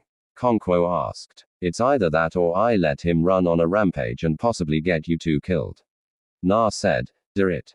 Temari said, Temari. Konkwo said, no, Konkuro. If this is Gar's chance at being normal again and no longer being labeled a killing machine, then I'll take it. Temari said, fine. If you mess this up, then I'll come after you. Konkwo said, I'll keep that in mind. Naruto said and vanished. Let's heal up before we go. Temari said and Conqueror nodded. You like him, don't you? Konkwo asked. Who? Temari asked. Nah. Konkwo said, not in the way you're thinking. He's a good friend. He showed me around the village a few times. I can't date him or anything. It wouldn't work out. Temari said, are you going to tell him? Konkwo asked. I don't think I need to. He probably already knows that and feels the same way. Besides, that Hyuga girl has her eyes on him. Temari said, the quiet one. Ha, never would have guessed. Konkwo said, nah. Na was quickly jumping through the trees, trying to get to Gar quickly and stop him from transforming. He heard the sound of Sasuke's Chidori and then heard an explosion. He channeled chakra into his legs to increase his speed. And when he made it to the area where Gar and Sasake were fighting, Gar was already in his second stage and Sasake was pretty much defeated. Na saw the same marks on his body. Conqueror and Temari told him about Gar launched himself at Sasake preparing to end him and Naruto jumped in and gave him a chakra-enhanced kick to the face. Na Sakura exclaimed, man, am I glad to see you. Shikamaru said, grab Sasuke and leave.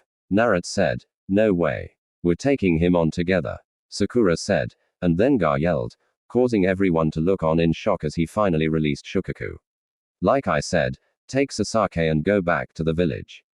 I can handle him. Na said, nah, there is no way you can handle that thing alone.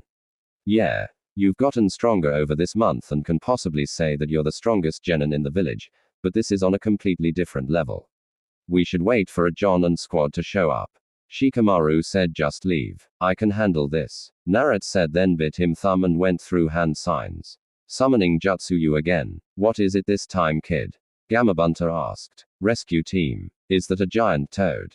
Sakura asked. It is. I think we should get back. This is about to get messy. Shikamaru said I'll grab Sasake.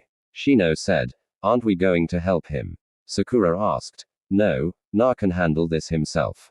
Shikamaru said, and they leapt away from the fight. Naruto versus Gaara. Do you not see the Shukaku sand spirit in front of us? We need to take him down.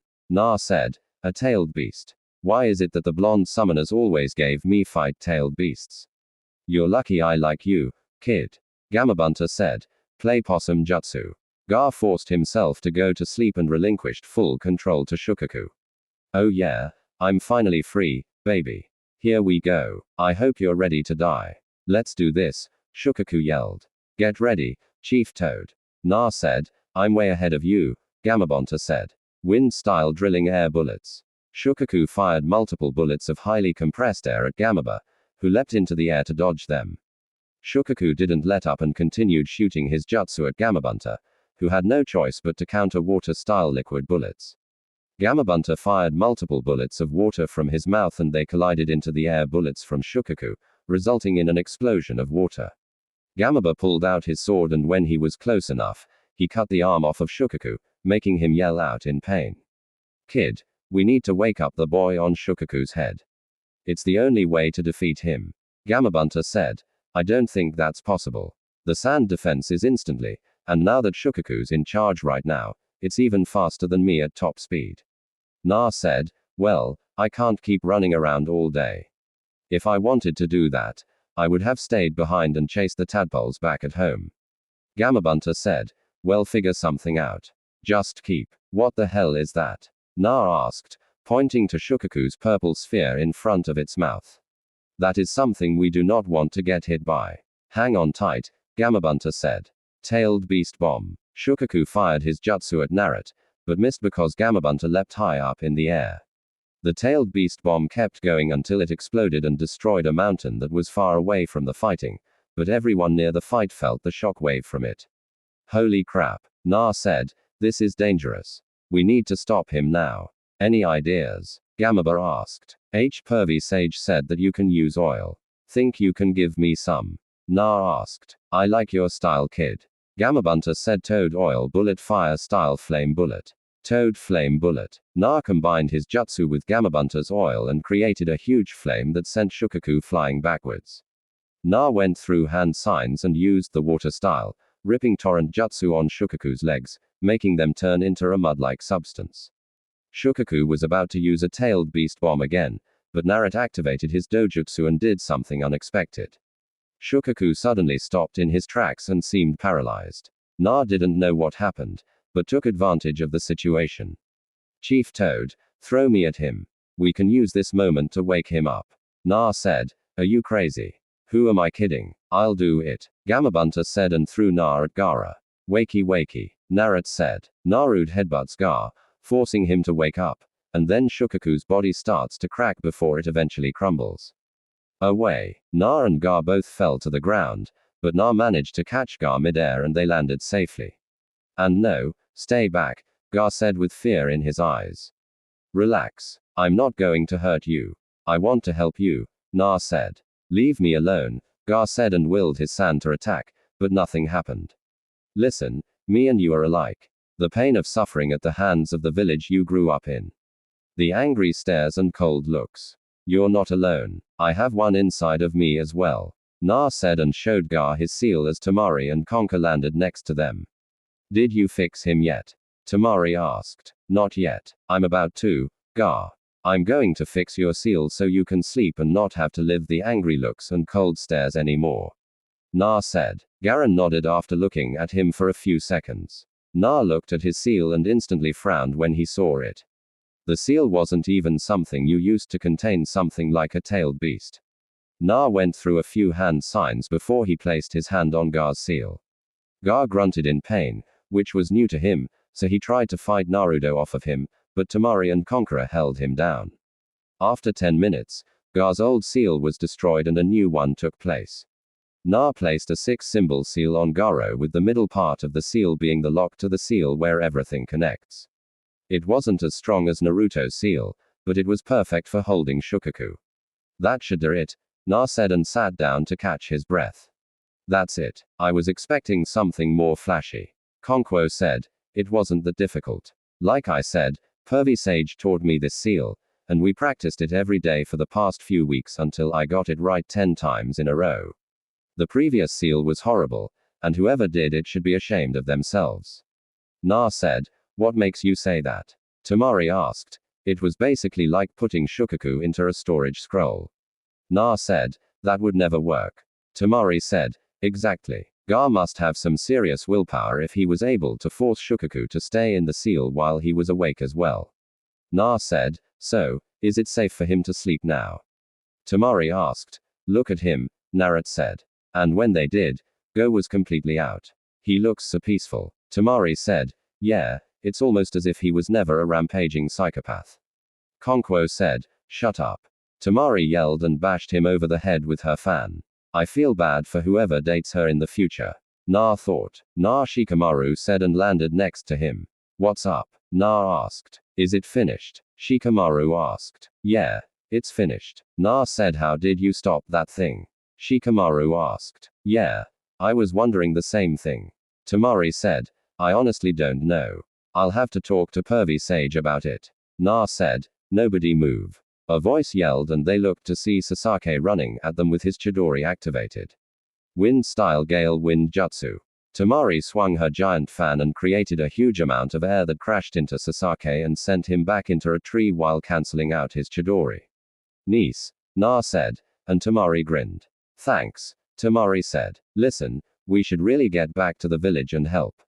Shikamaru said, right, you grab Sasaki and head back. You two should take Gar and head home. I'll let your sensei know what's going on. Na said, why do I have to grab Sasaki? Shikamaru asked. I'm sorry. I didn't realize you fought a gigantic demon on top of a gigantic toad and fixed a seal. Na said sarcastically. Come on, you big baby. Just do it. Temari teased and Shikamaru groaned. This is such a drag, Shikamaru said and grabbed Sasaki before leaving. Nah, Temari said. Yeah. Na asked and Temari gave him a hug. Thank you, Temari said, and Na lightly hugged her back.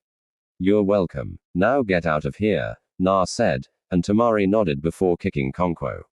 Wake up, Konquo. We're leaving, Temari said, and they both grabbed Gar before leaving.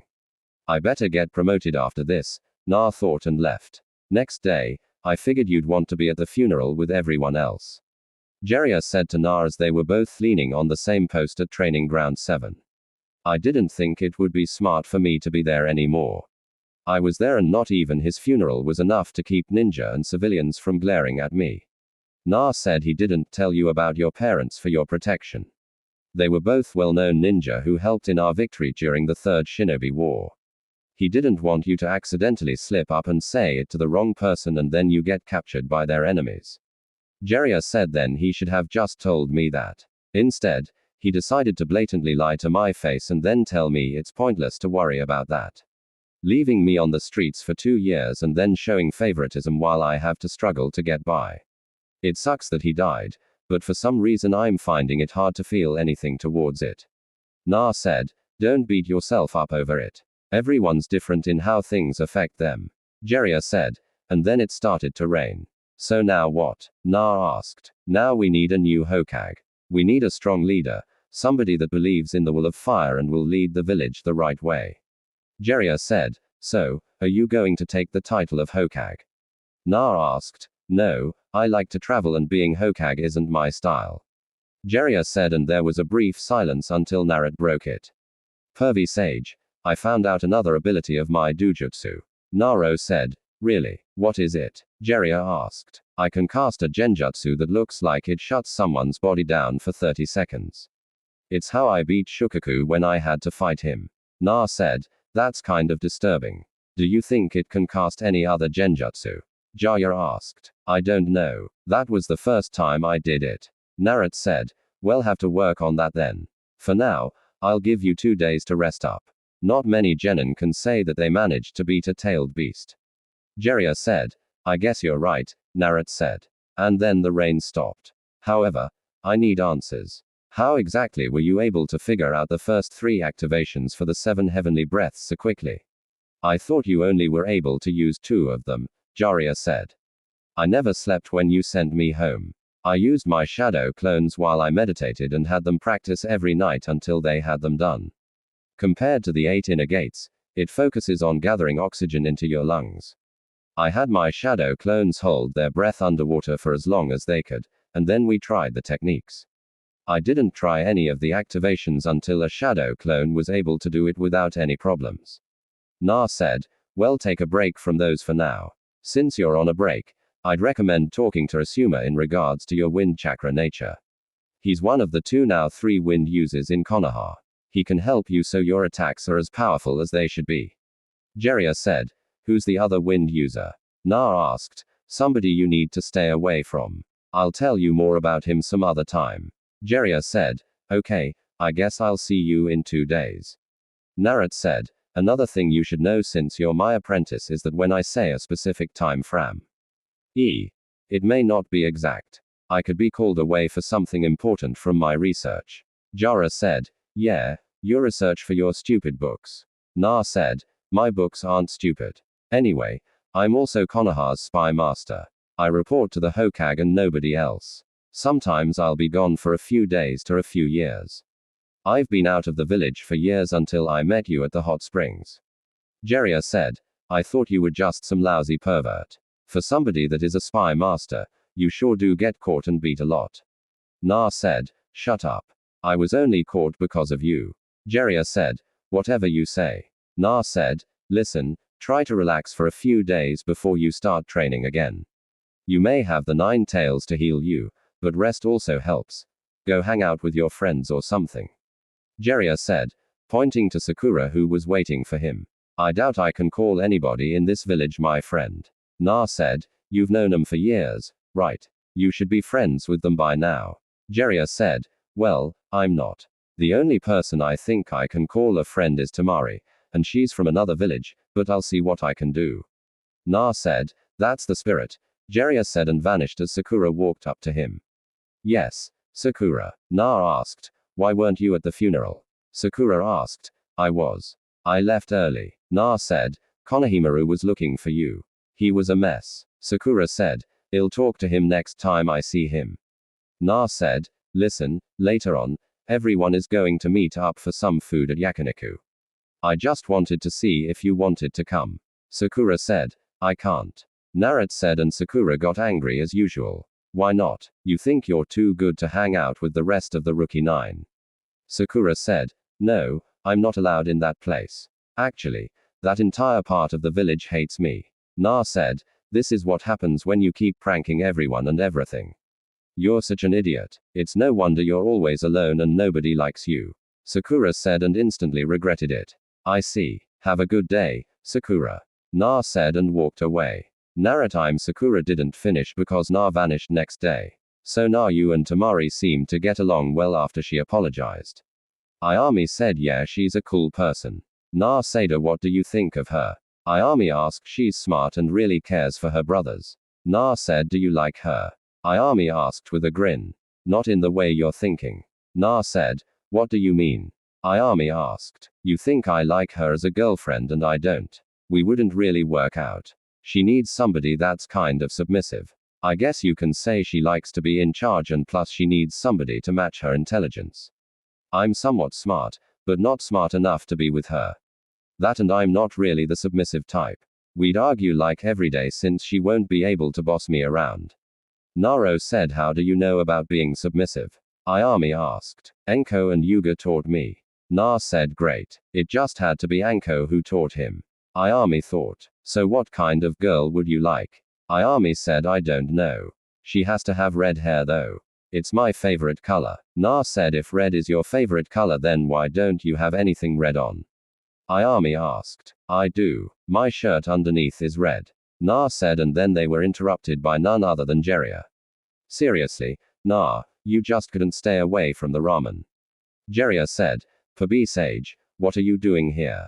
I thought I had a few days off. Na asked, there's been a change of plans. We're going on a mission. Meet me at the gate in an hour. Jiraiya said, you got it, pervy sage. Na said, and Jiraiya sighed. I really wish he'd stop calling me that. Jiraiya thought. Na and Jiraiya. So, what's the mission? Na asked as they were walking along the road. We're going to find a woman. Jiraiya said, seriously, you brought me with you just so you can shag a random woman and then write about it in one of your books. Have you no shame, pervy sage? Na asked. This isn't just some woman. She's a very remarkable woman. Jiraiya said, right, anyway, I think it's time we start talking about my training. Na said, what training? Jiraiya asked. It's just that I think it's time I added something unique to my skill set.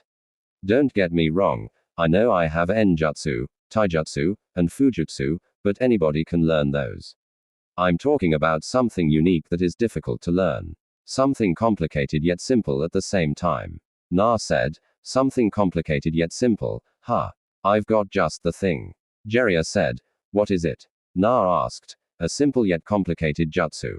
Jiraiya said, so, when do we get started?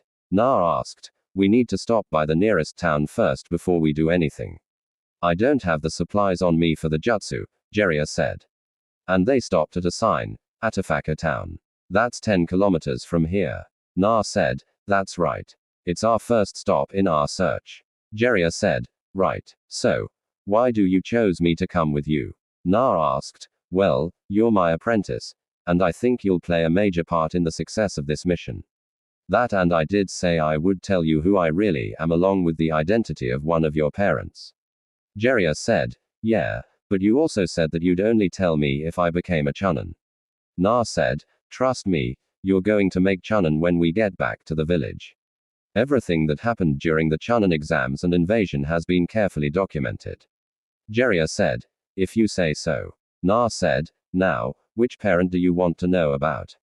Jiraiya asked, and Na thought about it for a minute. My mom. Na said, okay, I'll introduce myself first. As you know, I'm Jiraiya, the Toad Sage, and one of the legendary Sunning. However, I'm also your godfather. Jiraiya said, my what? Where the hell were you? Naruto yelled, listen, I'm Konoha's spy master, and I traveled a lot. It wouldn't have been smart for me to bring a newborn along with me. So, I decided to leave you in the village with the Hokage. I would send you money every month, and until I saw you at the hot springs, I honestly thought you were living a nice life from what he would report to me. That toad wallet you carry around is from me. I decided that if I wanted to keep you safe and your Genturkey status a secret, I'd protect you from the outside. I've stopped so many lead ninja from leaking information about you over the years that the amount would be considered a small army. Jiraiya said, so, you thought you would be better off protecting me from the outside rather than taking me with you? Na asked. Exactly. Jiraiya said, I guess I can agree with that. What about my mom? Na asked. Her name was Kusha Uzumaki. She was a well-respected kunoichi in our village and was well known for her unique use of enjutsu and her kenjutsu abilities. Before she died, some people would say that she was stronger than Sunyunad, my other teammate in the legendary Sun. As a kid, she was a headstrong, impulsive, eccentric, and stubborn girl, as well as a bit of a tomboy. However, with time, she matured and was very level-headed and cheerful with a noticeable sassy side to her. She died protecting you from the wrath of the Nine Tails during the attack. All she wanted was a peaceful life with a family, and that was all taken away from her the day you were born. Your name is the name of a character from the very first book that I wrote that didn't sell as well as I hoped it would. Jiraiya said, do you think she would be proud of me? I mean, I don't exactly have the greatest reputation in the village. Na said she would be proud of you no matter how your reputation was in the village. All she wanted was for you to be happy in life. Jiraiya said, I guess she would be. I mean, I have a friend, although she's from Suna, but she's a friend nonetheless. Na said, that Temari girl, I thought she was your girlfriend. Jiraiya said, no, we wouldn't work out. Plus, my girlfriend needs to have red hair. It's my favorite color. Na said, he's more like Manado, and he doesn't even know it. Jiraiya thought as they arrived in Afaka town and found a hotel. I see. Now we'll be staying for the night. Jiraiya said. Why? Na asked. Because I want to check around and see if anybody has seen the person we're looking for. Jiraiya said, and Na felt a small pulse of chakra. Well, what is her name? What does she like to do? Na asked. She's my other teammate, Sunyunad. She likes to drink and gamble a lot. She's earned the nickname the legendary sucker for her terrible luck. Jiraiya said, then we should head over to Tanzaku town. It says here that it's the biggest gambling town in Fire Country. Na said as he was reading a brochure. I guess we can do that, but are you sure you can make it? It's quite the distance away from us. It's an extra day of travel, but if we travel non-stop as fast as we can, then we can make it there in a few hours. Jiraiya said, I can make it. Na said first we need to stop for supplies to teach you that jutsu. Jiraiya said and they walked away from the hotel. You felt it too, didn't you? Na quietly asked. Somebody cast a genjutsu close by. Jiraiya said and they made it to a carnival game, but Na accidentally bumped into somebody spilling a drink on his coat. Watch it. Look what you did, you little punk. A bald head guy said. Ha, Na asked. You stained the leader's brand new designer suit. You're paying for that 100,000 Rio and you better pay up now. The bald head man said. What? You're telling that suit cost 100,000 Rio? Na asked. That seems like a little bit of a stretch. You expect us to believe that monkey suit cost 100,000 Rio? Jiraiya said. You looking for trouble, old man? You better shut the hell up if you know what's good for you. The leader said. The boss used to be a Chunin from Awagaka, the legendary dark ninja, feared by all. The bald guy said. Oh, the legendary what now? Jiraiya asked. You're asking for it. Just keep pushing me and I'll kick you, the leader said. Naru, this is perfect timing. I'll show you the jutsu I'm going to teach you while we're on our little mission. Watch carefully, Jiraiya said and formed a spiraling ball of chakra in his hand. Enough of this, the leader said and charged at Jiraiya only to have the jutsu shoved into his chest and sent crashing into the game they were at. That was awesome, Na said. I was holding back. You guys are hardly worth the trouble, Jiraiya said and took the guy's wallet, then paid for the damages and bought all of the balloons filled with water as well as the rubber balls. What the hell kind of jutsu was that? Na thought. Nah, let's get going. It's time to leave and time for you to train. Jiraiya said. All right, Naruto said. And when they were far enough from Afaka town, Jiraiya tossed him a water balloon. Here, take this, Jiraiya said. What's this for? Na asked. The first step in the judo I'm teaching you, Jiraiya said, and popped the balloon in his hand. Whoa, how did you do that? Na asked. In the water balloon exercise, you'll learn to create a stream of chakra. In other words, spinning. First, gather the chakra in your hand like you would during the tree climbing exercise. Then release a steady stream of it using the water walking exercise and finally use the chakra to push and churn the water in the balloon. Jiraiya said, so, I have to spin the water inside of the balloon until it pops. Na said and started to spin the water in the balloon. Yeah. Now let's get going. We've got to be in Tanzaku before nightfall so we can get a hotel to stay in. Jiraiya said, wait, can you give me one more demonstration? Na asked, sure, but this is the last one you get. Jiraiya said and popped another water balloon. I get it now. When I spin the water in the balloon, I'm only doing it in one direction. When you spin the water, it's going in multiple directions that makes it seem to bubble inside before it eventually pops. Naruto said. He caught on faster than I thought. Jiraiya thought. Exactly. Now you will have more difficulty since you have to concentrate while we're traveling at high speeds. Jiraiya said. That's okay with me. Just means the end result will be even better. Na said. Glad you understand. Now, let's go. Jiraiya said and started to run towards Tanzaku town. Tanzaku town. After running for nearly 8 hours, Naruto and Jiraiya finally arrived at Tanzaku town. Along the way, Naruto finally managed to pop the balloon after 2 hours of trying, and Jiraiya made him practice it until he was able to do it in an instant. Na wanted to move on to the next step, but Jiraiya told him to give his chakra network a break, and they would do the next step in a few days. As they were walking around, Na could tell that this place would attract any kind of gambler. Even the likes of Na decided to test his luck at a lottery ticket. And to his injurious surprise, he actually won off of his first ticket. Na didn't even try to win again since he had more than enough money to last him a couple of months. All right, Na, I doubt she's here yet, but given the buzz around this place, I'd say she'll be here within 2 weeks. I'll book us a hotel and for the next 2 weeks I'll be working with you on your Tai Jutsu and breaking down hand signs from your Jutsu to use them faster. Is there anything specific you want to work on besides this Jutsu? Jiraiya asked. Yeah. I want to work on my Fu and Jutsu but not the ordinary stuff. I want to learn some Wan Jutsu or at least methods of removing some. Na said and Jiraiya sighed. Listen kid, Wan Jutsu is no joke and it takes years to master. Jiraiya said, I know that, but we have my shadow clones, remember? We'll be speeding up time if we use them. Na said, I'll teach you. Why do you want to know Wanjutsu so bad? Jiraiya asked. I don't know. I just have a feeling that I'll need it in the future. Na said, all right, starting tomorrow, we begin training. I'll have you work on the second stage and physical training while I work with your clones for a few hours. Jiraiya said, all right. Na said, 2 weeks later. 2 weeks has arrived and a few of Jiraiya's spies have contacted him, letting him know was now in Tanzanaku town. What made him confused was that earlier in the day, Sun had hit the jackpot consistently and won a ton of money. Over the past 2 weeks, Jiraiya worked Naruto into the ground. He needed less hand signs for all of his jutsu. His Tai jutsu was even better than before. He managed to get past the second step in his jutsu, which required him to pop a rubber ball. Jiraiya kept his word and taught Naruto some jujutsu releasing methods that Naruto took to like a fish in water. Currently, Jiraiya had Na working on the final step to his jutsu, which relies on him combining the first and second steps together. All right, nah. According to my sources, Sun Unit is in town.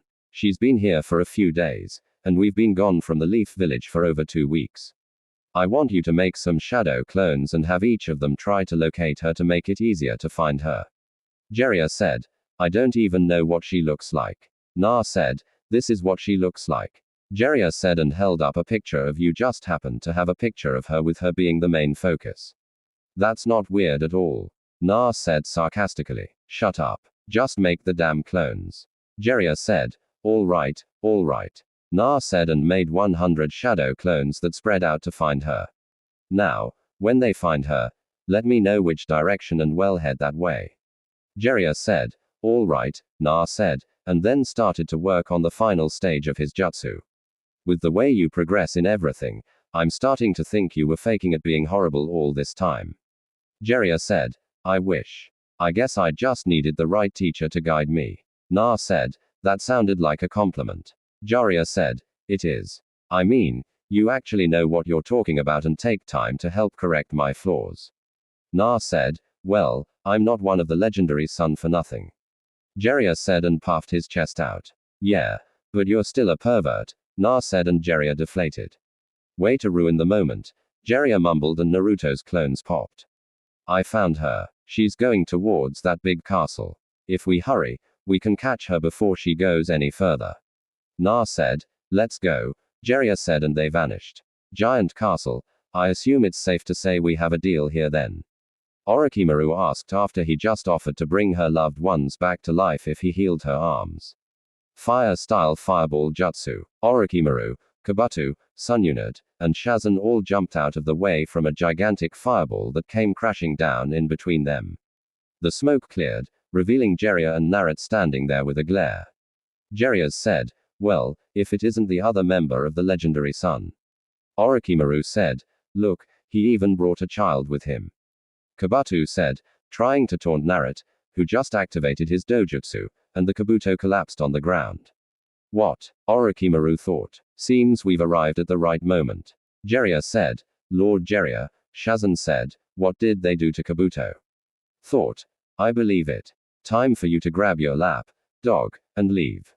Na said and pulled out a kunai. You're no match for me. I can kill you before you even think about moving. Orochimaru said, you could, but Pervy Sage would reach you before you get to me. Do you want to test your luck?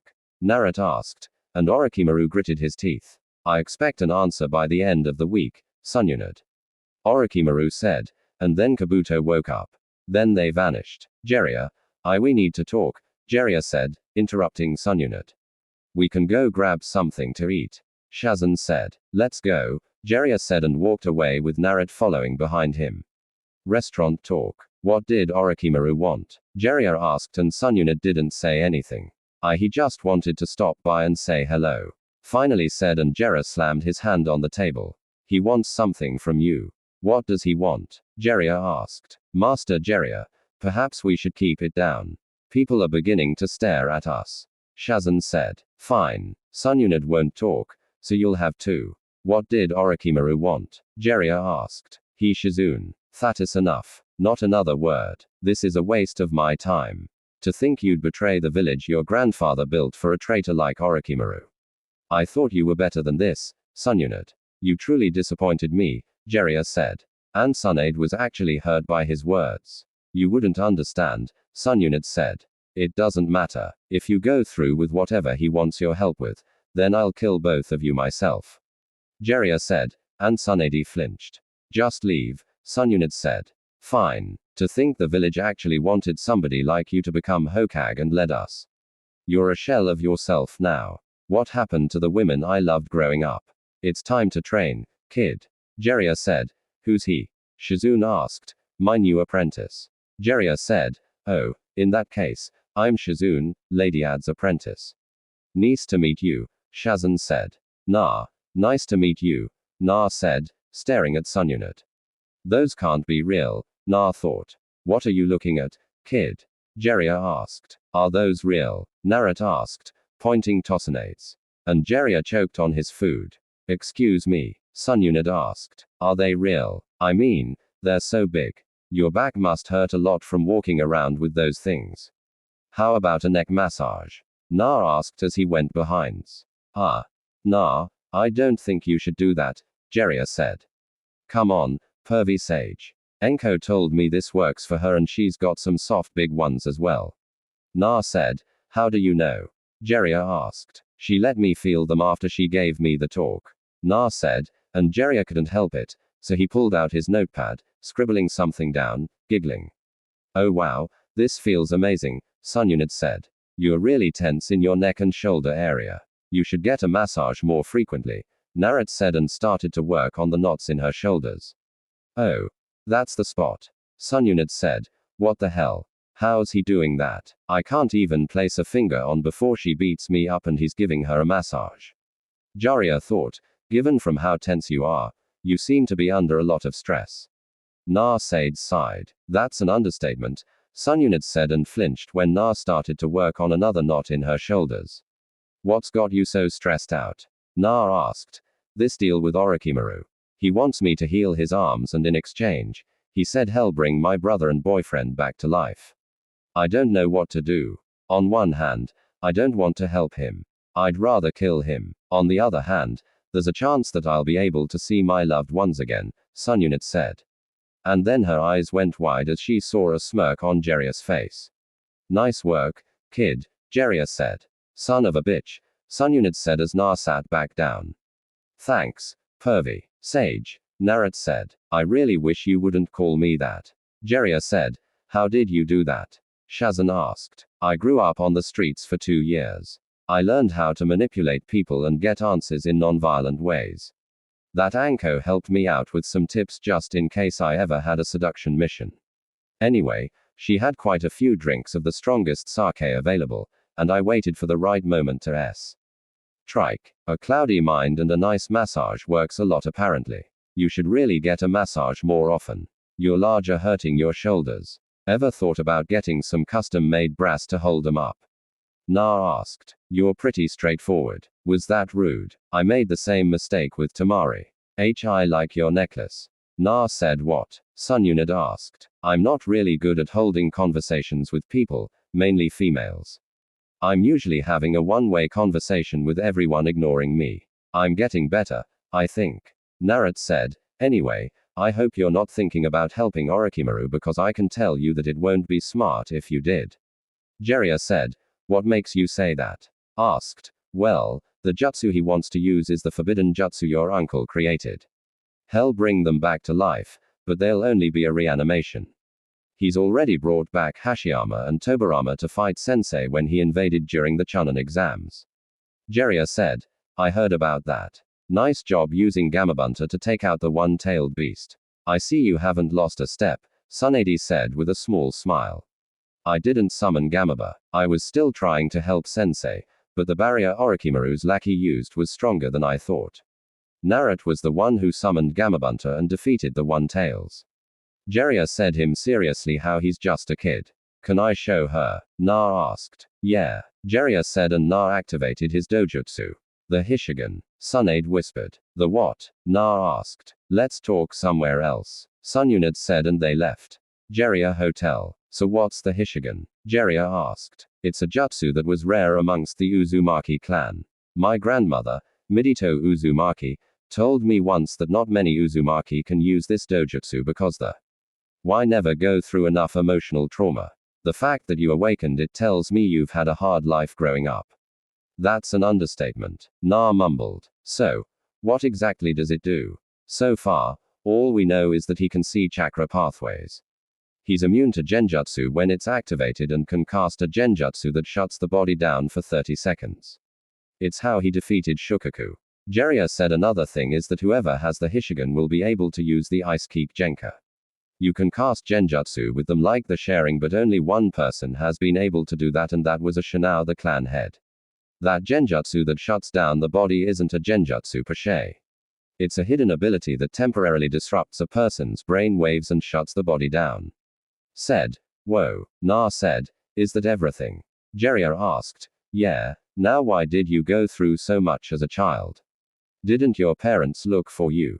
Asked. My parents are dead. I'm the Ninetales Jinchuriki, and that should tell you everything you need to know. Na said, didn't anybody take care of you? Sunyunad asked. No, Sensei was supposed to look after him for me, but it turns out he's been lying to me when I asked for reports on how he was doing and if I needed to return to the village. Jiraiya said, why would he look after him for you? Asked. He's my godson. I couldn't take him with me since I was constantly on the live with my spy networks.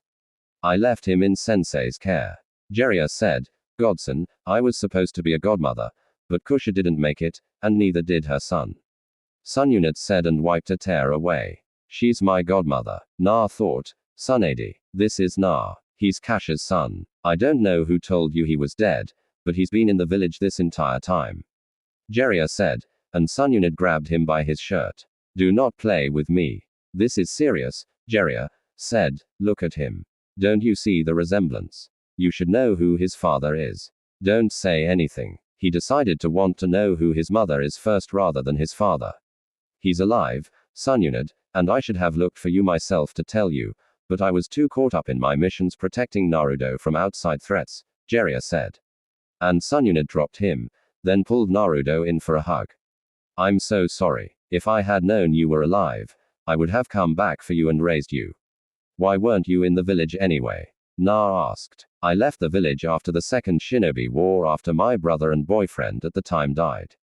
I came back occasionally and met your mother a few times and even allowed her to sign the slug contract if she wanted to contact me. That's how I found out about you. I was on my way back to the village when an Anu with a gorilla mask told me Kusha and her son died in the Ninetales attack. I've been gone ever since and I've just been drinking my sorrows away. Said, then come back to the village. I don't have a mom in my life and we need a Hokage. You'd be perfect for both. Na said, I don't know if I can do that. I haven't been in the village in years. I'm an alcoholic and I'm in serious debt. I'm the last person you should want as the Hokage. Jiraiya should take the seat. Sunyunat said his first order would be for women to walk around topless. Do you really want him to have the seat? Na asked. Listen, Na, I'm just not cut out for the job said. The how about a bet? Na asked. And Sunade of course fell for it. I'm listening. Sunyunat said. Pervy Sage is teaching me a jutsu. If I can't have it complete in 3 days, then I'll give you my toad wallet that's filled with money. If I do get the jutsu finished in 3 days, then you have to come back to Konoha and become Hokage. Na said, you're on. I'll even throw in my grandfather's necklace. Said, Pervy Sage, I'll see you in 3 days. Na said and walked out with Shazan following him, leaving the two son alone. You know he's going to win that bet. Jiraiya said, I know. I was going to come back regardless to be close to him. I wanted to talk to you alone. Said about what? Jiraiya asked. Was his life really that bad? Doesn't he have any friends? Sunyunad asked. He didn't go into full detail about his life with me. He only told me bits and pieces. As for friends, he has one, a girl named Temari from Suna. Jiraiya said the Case Cage's daughter. How'd that happen? Sunyunad asked. They met during the Chunin exams from my understanding. Seemingly enough, you'd think they have a thing for each other, but that's not the case. He said they're just friends and you'd swear they've known each other all their life from how close they've gotten over the month break bet. Win the finals of the Chunin exams. Jiraiya said just one friend and she's basically royalty. That's interesting. Doesn't he have any other friends?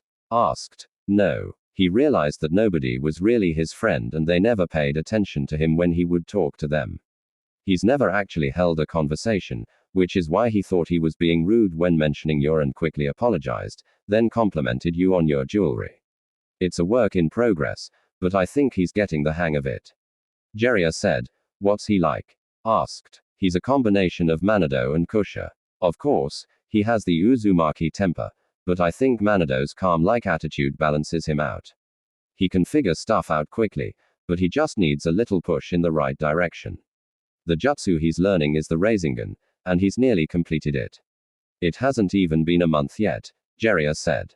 And then there was a silence between them until spoke up. Why didn't we ever work out? Asked. You rejected me pretty bad on a day I was just checking up on you.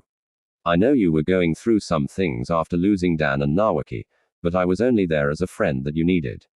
Jiraiya said, I know and I'm sorry. It's just I knew you were jealous that I started dating Dan, and I thought you were probably going to talk bad about him. I know you aren't that kind of person, but I wasn't thinking straight. Said, that's why I decided to give you your space after that day. Jiraiya said, you haven't spoken to me in 2 decades. I thought you hated me. Sunyunat said, I didn't hate you. I hated what you said to me and how you showed no remorse for it. I decided to focus on my spy network and then Naruto was born, so I had to work even harder. Jiraiya said, does the village really want me to become Hokage? Asked, they were going to give me the hat, but I turned it down and recommended you. Jiraiya said, then if this is a mission of that caliber, then why'd you bring Na along? Asked, the elders wanted to send Anbu with me and they'd slow me down. He's my apprentice, and I wanted to train him some more and get him out of the village. That and I figured it was time you two met. Jiraiya said, Na, and Shizune, Na, can I talk to you? Shazan asked, sure. Na said, you need to call off the net with Lady Sunyunat. Shazan said, why? Na asked, because that necklace is cursed. Every time she gave it to somebody, they ended up dying. Shazan said, listen, she's the one who offered the necklace. I just wanted her to come back to the village to become Hokage and finally have some kind of family. Naruto said, I understand that, but you shouldn't take the necklace. It can kill you. It's bad luck. Shazan said, I have a giant fox sealed into my gut and I've already had Leaf Ninja try to kill me. A little more bad luck won't hurt me. Na said, Leaf Ninja. Shazan asked, I've already said too much. I need to start training and win this bet. Na said, don't say I didn't warn you, Shazan said and left. You can come out now, Na said. And 2 figures walked out wearing black cloaks with red clouds. Not bad. He was able to sense our presence. He's more interesting than I thought. Itachi, a blue shark-looking man said. Indeed, he is. Kiss. Na, we would like for you to come with us. You have something that we need. Itachi said he must be talking about the 9 tails. Na thought, he might try to run. Allow me to cut off his legs. Kisum said and pulled a giant sword off his back. What if I were to decline this invitation? Na asked. It would not be wise for you to do that. Itachi said and activated his sharing. So you must be Sasuke's brother. Na said he is. He's already dealt with that nuisance and now we're about to deal with one more. Make this interesting for me. Since I can't kill you, create some of those shadow clones you're known for and allow me to kill them. Kiss said with a grin. How about no? Now leave me alone. I have something to do. Naro said and turned around only for Kisum to appear in front of him. I warned you, Kiss said and raised his sword to attack, but Na activated his Hishigan and Kisum collapsed. What was that? Itachi thought and kicked Na away. Would you like to join him? Na asked. You placed him in a genjutsu, but there's no foreign chakra in his body. Itachi said, that's because he's not in a genjutsu. He's temporarily dead, Naruto said, and Jiraiya landed in front of him. Itachi, Jiraiya said. Jiraiya of the legendary Sunning. We will meet again, Na. Itachi said and grabbed Kisum before vanishing. You all right, kid? Jiraiya asked. Yeah. I'm okay. All he did was kick me away when Kisum fell to the ground. Na said that dojutsu saves your life and bought me some time. Let's head back. You can start training tomorrow. Jiraiya said, what about my bet? I'll only have 2 days left instead of 3. Na said, trust me, kid. With your luck and Sunyunat's terrible luck, you'll win this bet. Jiraiya said, I guess you're right. Na said they left the area and went back to the hotel to rest up for the night. Na made sure he had everything he needed to complete the Renin and win the bet. That wasn't the only thing on his mind. He wanted to know why Kisum and Itachi were really after him and how they would deal with Orochimaru in a few days. 2 days have passed since Naruto and Jiraiya found Sunyunat, and to Naruto it was fun.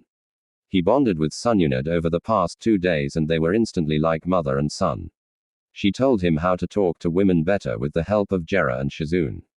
He was able to talk to girls now without feeling awkward and even met a few that were his age while walking around the town. Of course, he was a natural at charming women, and Jiraiya even bribed him with a jutsu to help him score some women at the brothel house. The result of this was beating Jiraiya within an inch of death once she found out. Another thing he found out was had an extreme case of hemophobia.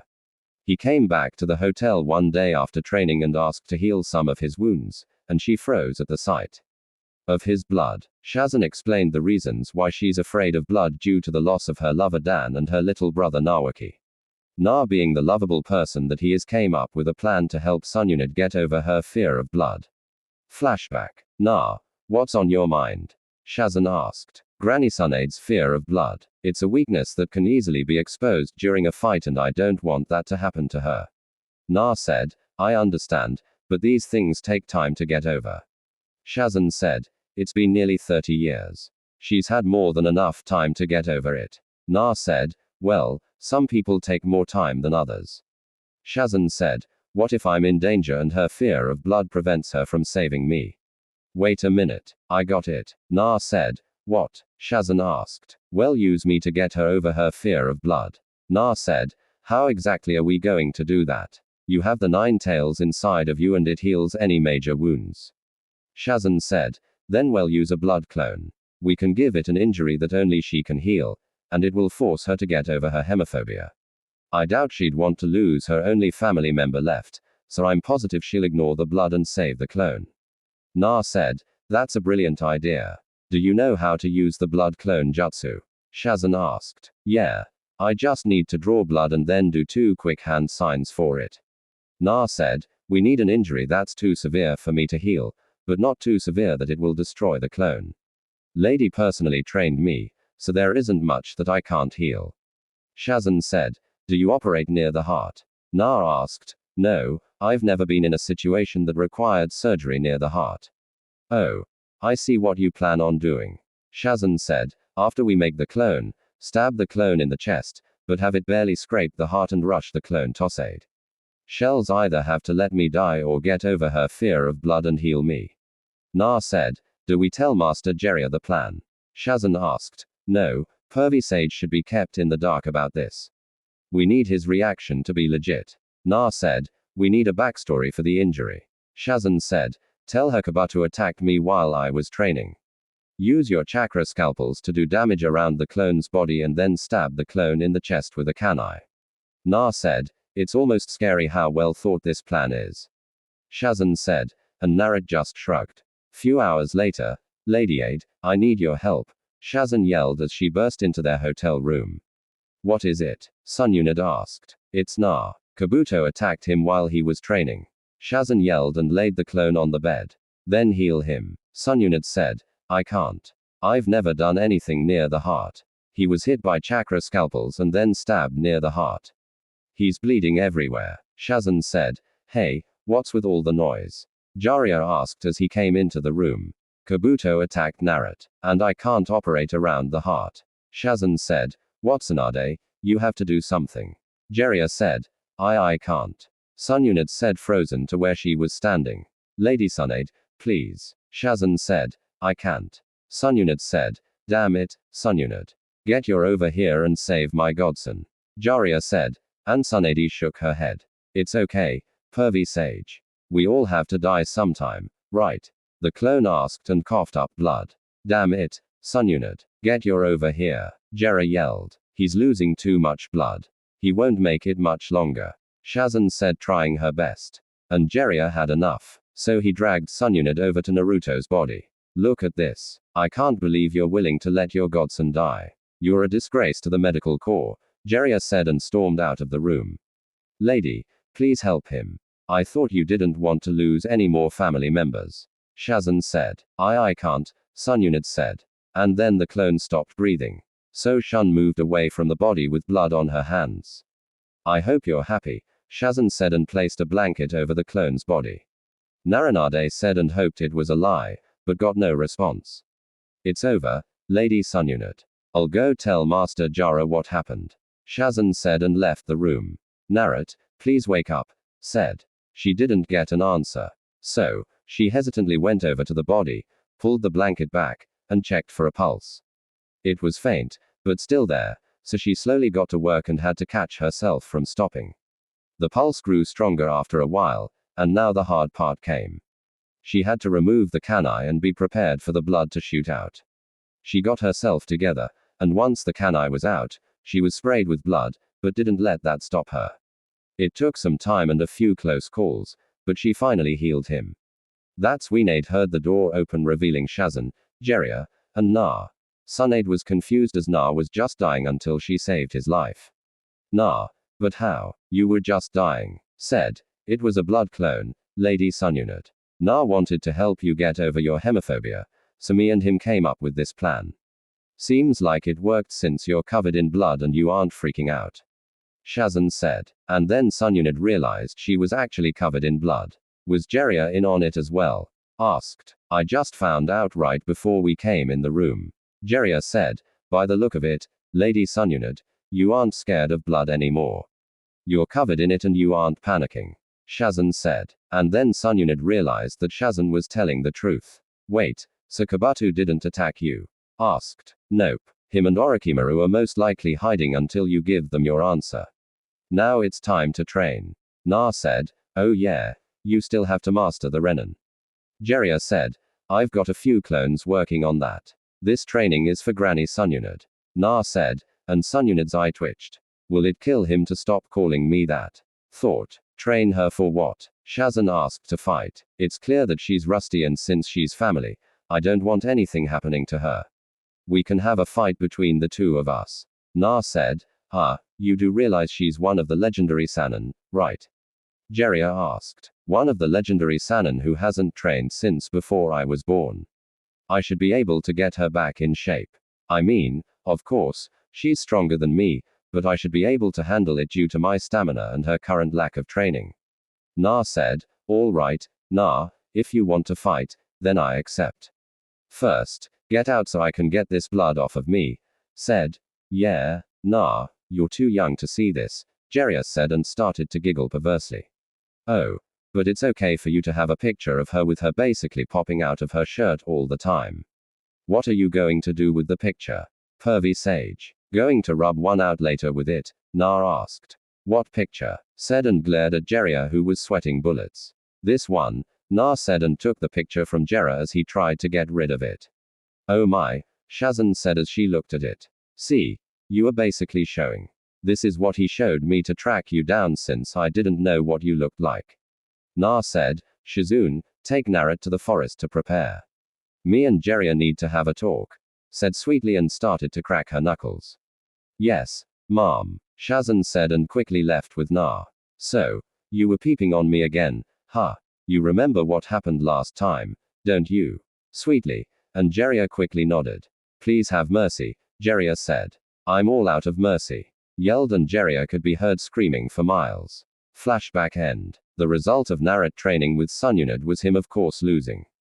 But it was fun. Shazan decided to join in and use her medical knowledge to fight since Kabuto was there as well. Jiraiya watched on, covered in lumps and bruises since Tsunade only gave him the bare minimum treatment to recover. Tsunade had to admit that Na was pretty good for his age and couldn't believe that he only got like this after a month of training.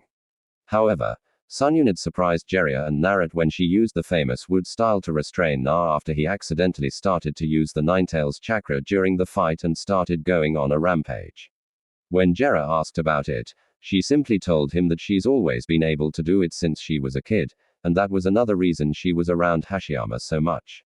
She was trained a bit to use wood style by Hashiyama himself once he found out that she had it, but she kept it a secret. After the fight was over, Tsunade was feeling like her old self again since she was taking on Shazan, who could probably take on an Andu member since she didn't slack off in her training over the years. And then Naruto, who was bordering low Janine level right now. Add in the fact that they fought for over 10 hours non-stop, and you could see Tsunade reverting back to her old self. Her water, lightning, and earth chakra natures were a good test for Naruto's water, wind, and fire chakra natures. Na accidentally disrupted her genjutsu during the fight and was pissed. That's when things got difficult since she looked to be going for the kill shot. Na didn't understand, and neither did Jiraiya since she looked the same except with bags under eyes and one gray hair. Shazan was also confused since told her she looked like a wrinkly old prune underneath her genjutsu, but she clearly didn't. After the spa was finished, they went back to the hotel, and when everyone was healed, they started to discuss the plan. So, Pervy Sage, Na said, and Jiraiya interrupted him. Stop calling me that, Jiraiya said. And Na just ignored him. After we deal with Kabuto and Orochimaru, what do we do after that? Na asked. We head back to the Leaf Village. Jiraiya said. Come on. Can't we stay here for a few more days? Na asked. Nope. We need to get back to the village so Sun Unit can take over as Hokage. Jiraiya said fine spoil sport. Na said and pouted, which made Shazan giggle. Come on, pervy sage. Can't we stay a bit longer? Asked, and Jiraiya's eyes started to twitch. No, Jiraiya said. Fine. I heard the next town was opening a brand new hot springs for women only. I guess we'll be missing that as well. Sun Unit said and smirked as Jiraiya froze in place. Now for the final piece. Na thought and looked at Sun Unit, who nodded. I heard they have a contest for one lucky guy to also share the hot springs with them. It's only for one day. Can you imagine the women there all and wet? It's too bad we're headed straight to Konoha after this. Looks like that book of yours won't have any good scenes in it. Na said, and Jiraiya looked at them with blood coming from his nose. Well, I suppose we could stop for a day or two. There's no harm in that. I'm going to the bar, Jiraiya said and quickly left. He's going to be so disappointed. Sun Unit said. Why? I thought he was a pervert and would love this. Shun said. It is a new hot spring for women only, but it's for elderly women with saggy skin and that touch their knees. Na said. And Shazan finally got it. Oh. I see. Then why do you want to stop at the next town? Shazan asked. Because Granny Sun Unit is going to pay off her debts with the money she won at the gambling machines. Na said sighed. Will you not call me that, please? Sun Unit asked. Call you what? Granny Sunade. Na asked, and she sighed again.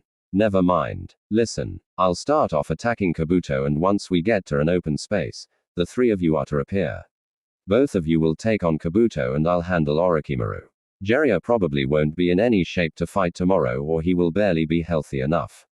So after you're done with Kabuto, help me out. I'm still a bit rusty. Good. I want to get Orochimaru back for what he did to me in the Chunin exams. Na said. That's easier said than done. Shazan said. I know. Na said. Let's call it a day. Said. Next day. Well, what's your answer? Orochimaru asked. Hurry up. Lord Orochimaru doesn't have all day. Kabuto said.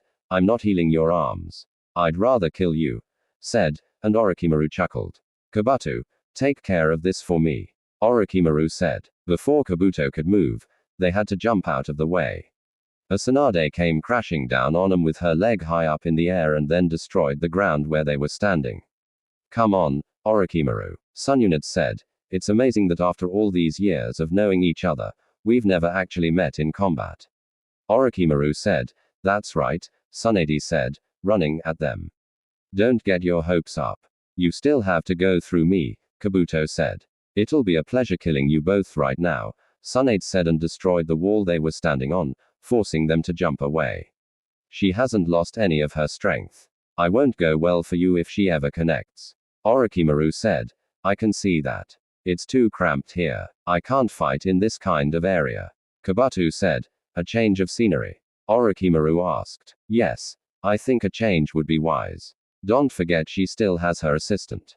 And then Lord Jiraiya is here as well. No doubt he heard the commotion and is already on his way. Kabuto said. And then they hopped away. Perfect, Sun Unit thought and gave chase. Open field. Why are you running? I thought you wanted a fight, Tsunade said with Jiraiya around. A change of scenery was best for us. It's time to end this now, Orochimaru said as Kabuto jumped away from one of Sun Unit's punches. Taiyatsu was never my forte, but I can handle her. It's clear that she hasn't been training for this entire time, Kabuto said, but then had one of fists buried in his gut, and he felt like every bone in his body was broken. What's that about not training? Asked. Seems you've had us fooled. Orochimaru said. It's not hard. And Kabuto healed himself before trying to attack her with his chakra scalpels, but Tsunade easily avoided him. Damn it. She's toying with me and it looks like she's not even trying right now. Were the reports wrong about her not training? No, they couldn't have been. We've had our best men on it, and they never give information unless they're 100% sure. Time for Plan B. Every shinobi has a weakness, and I just happen to know hers. Kabuto thought. Let's see how you fare against this, Kabuto said and cut his hand, then threw his blood onto it. Nice try, Sununit said and kicked him away. Something isn't right here. It's a well-known fact that she's afraid of blood. Orochimaru thought as he watched Kabuto stand up and eat a plasma pill. Kabuto, I will assist you. It seems the reports on her were wrong. Orochimaru said, if you insist, even without your arms, she's no match for us. Kabuto said, and then a puff of smoke happened. Well, it sure took you all long enough, said Blame Pervy Sage. We had to go look for him and we found him drunk at a bar. He's barely able to fight properly. Na said, I'm fine, nah. Jiraiya said, Lady Sunade, are you all right? There's blood on you. Shazan said, it's not my blood. You two can take on Kabuto. Me and Jiraiya can handle Orochimaru. Sununit said, isn't this interesting? All three of the legendary Sun together again. Who would have thought a day like this would happen?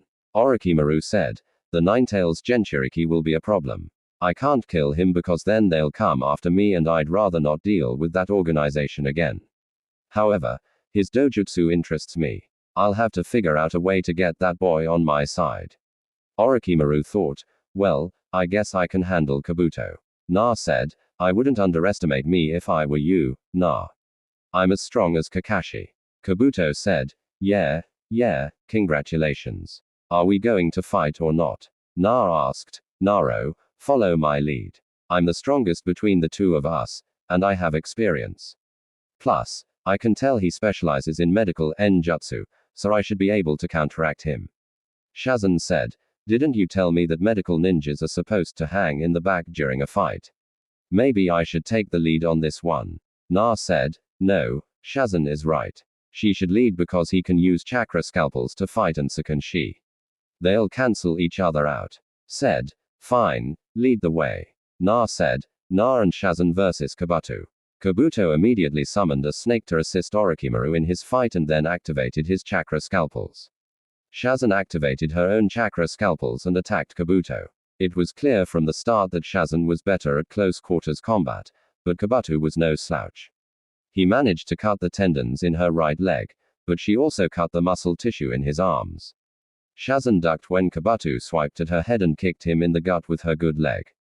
And before Kabuto could cut another tendon in her leg, Naruto used the great breakthrough and sent Kabuto flying backwards into a boulder. Thanks for the save. I just need a few minutes to recover. Shazan said, I can handle him from here. I've seen how he fights. Na said, you shouldn't take him lightly. Shazan said, I won't. Na said, Na Uzumaki, I hope you don't think you can beat me. Kabuto said arrogantly, anyone can lose on any given day. Na said, if you can't defeat Sasuke, then you're not even close to being able to defeat me. I'll admit that Shizune has a chance, but you, on the other hand, have no chance at all. Kabuto said, trying to use Sasuke as bait to make me angry won't work. I'm looking past Sasuke now. My new goal is to surpass my sensei and then the fourth Hokage. Let me know when Sasuke defeats a tailed beast and then we'll be getting somewhere. Until then, shut the hell up and fight me. Oh, wait, do you need Orochimaru's permission to fight me? Seems you can't do anything without him telling you to do it. Naruto said, you should watch what you say. Kabuto said, how does it feel working for somebody so weak? I guess we know who the weakest Sonin is. He lost to an old man while he had Hashiyama and Tobirama Sennu on his side. If that's who you take your orders from, then I guess you're just as weak as he is. Naruto said, shut up, Kabuto said. Too easy, Naruto thought. Kabuto charged in at Naruto full of rage for disrespecting Orochimaru and never noticed the smirk on Naruto's face.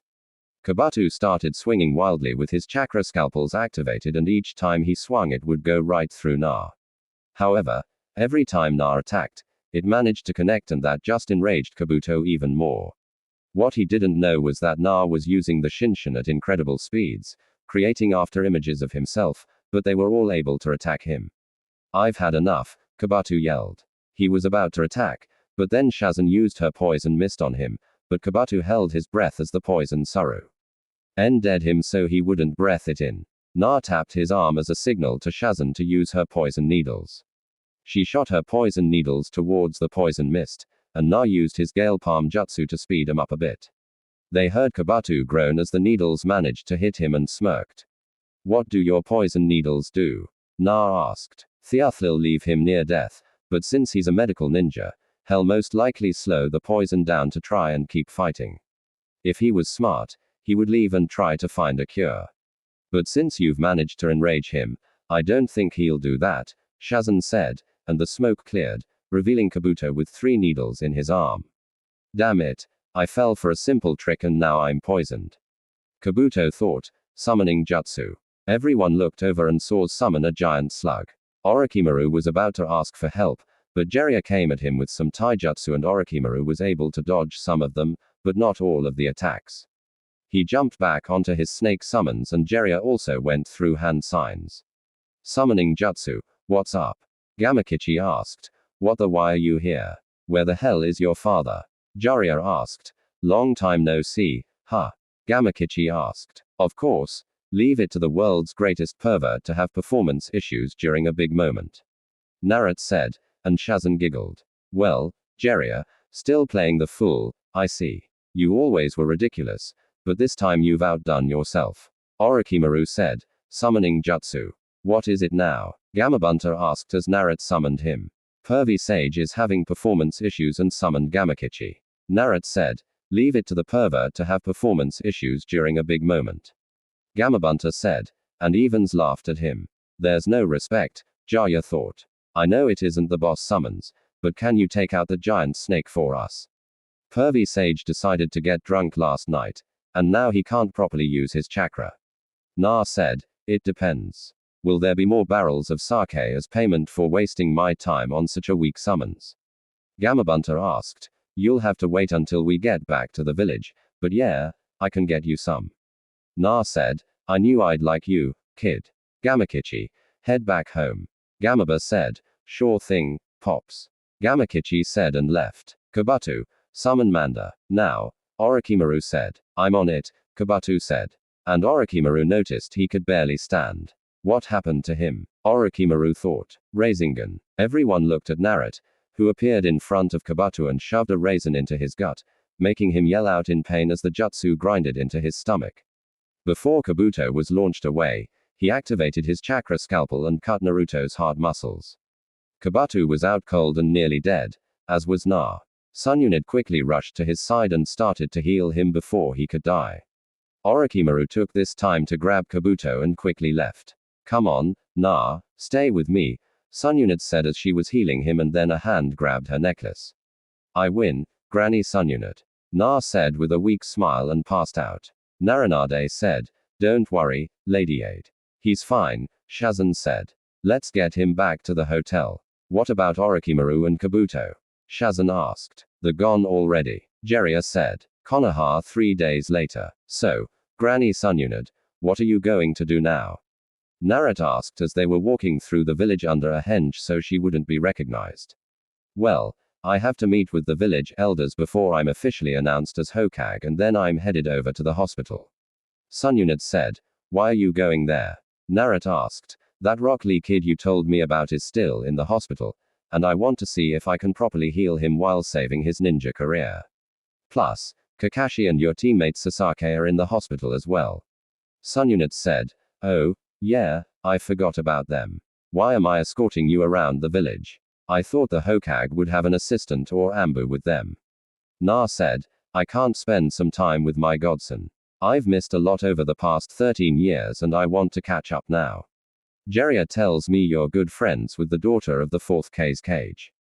Do you like her? Asked. No.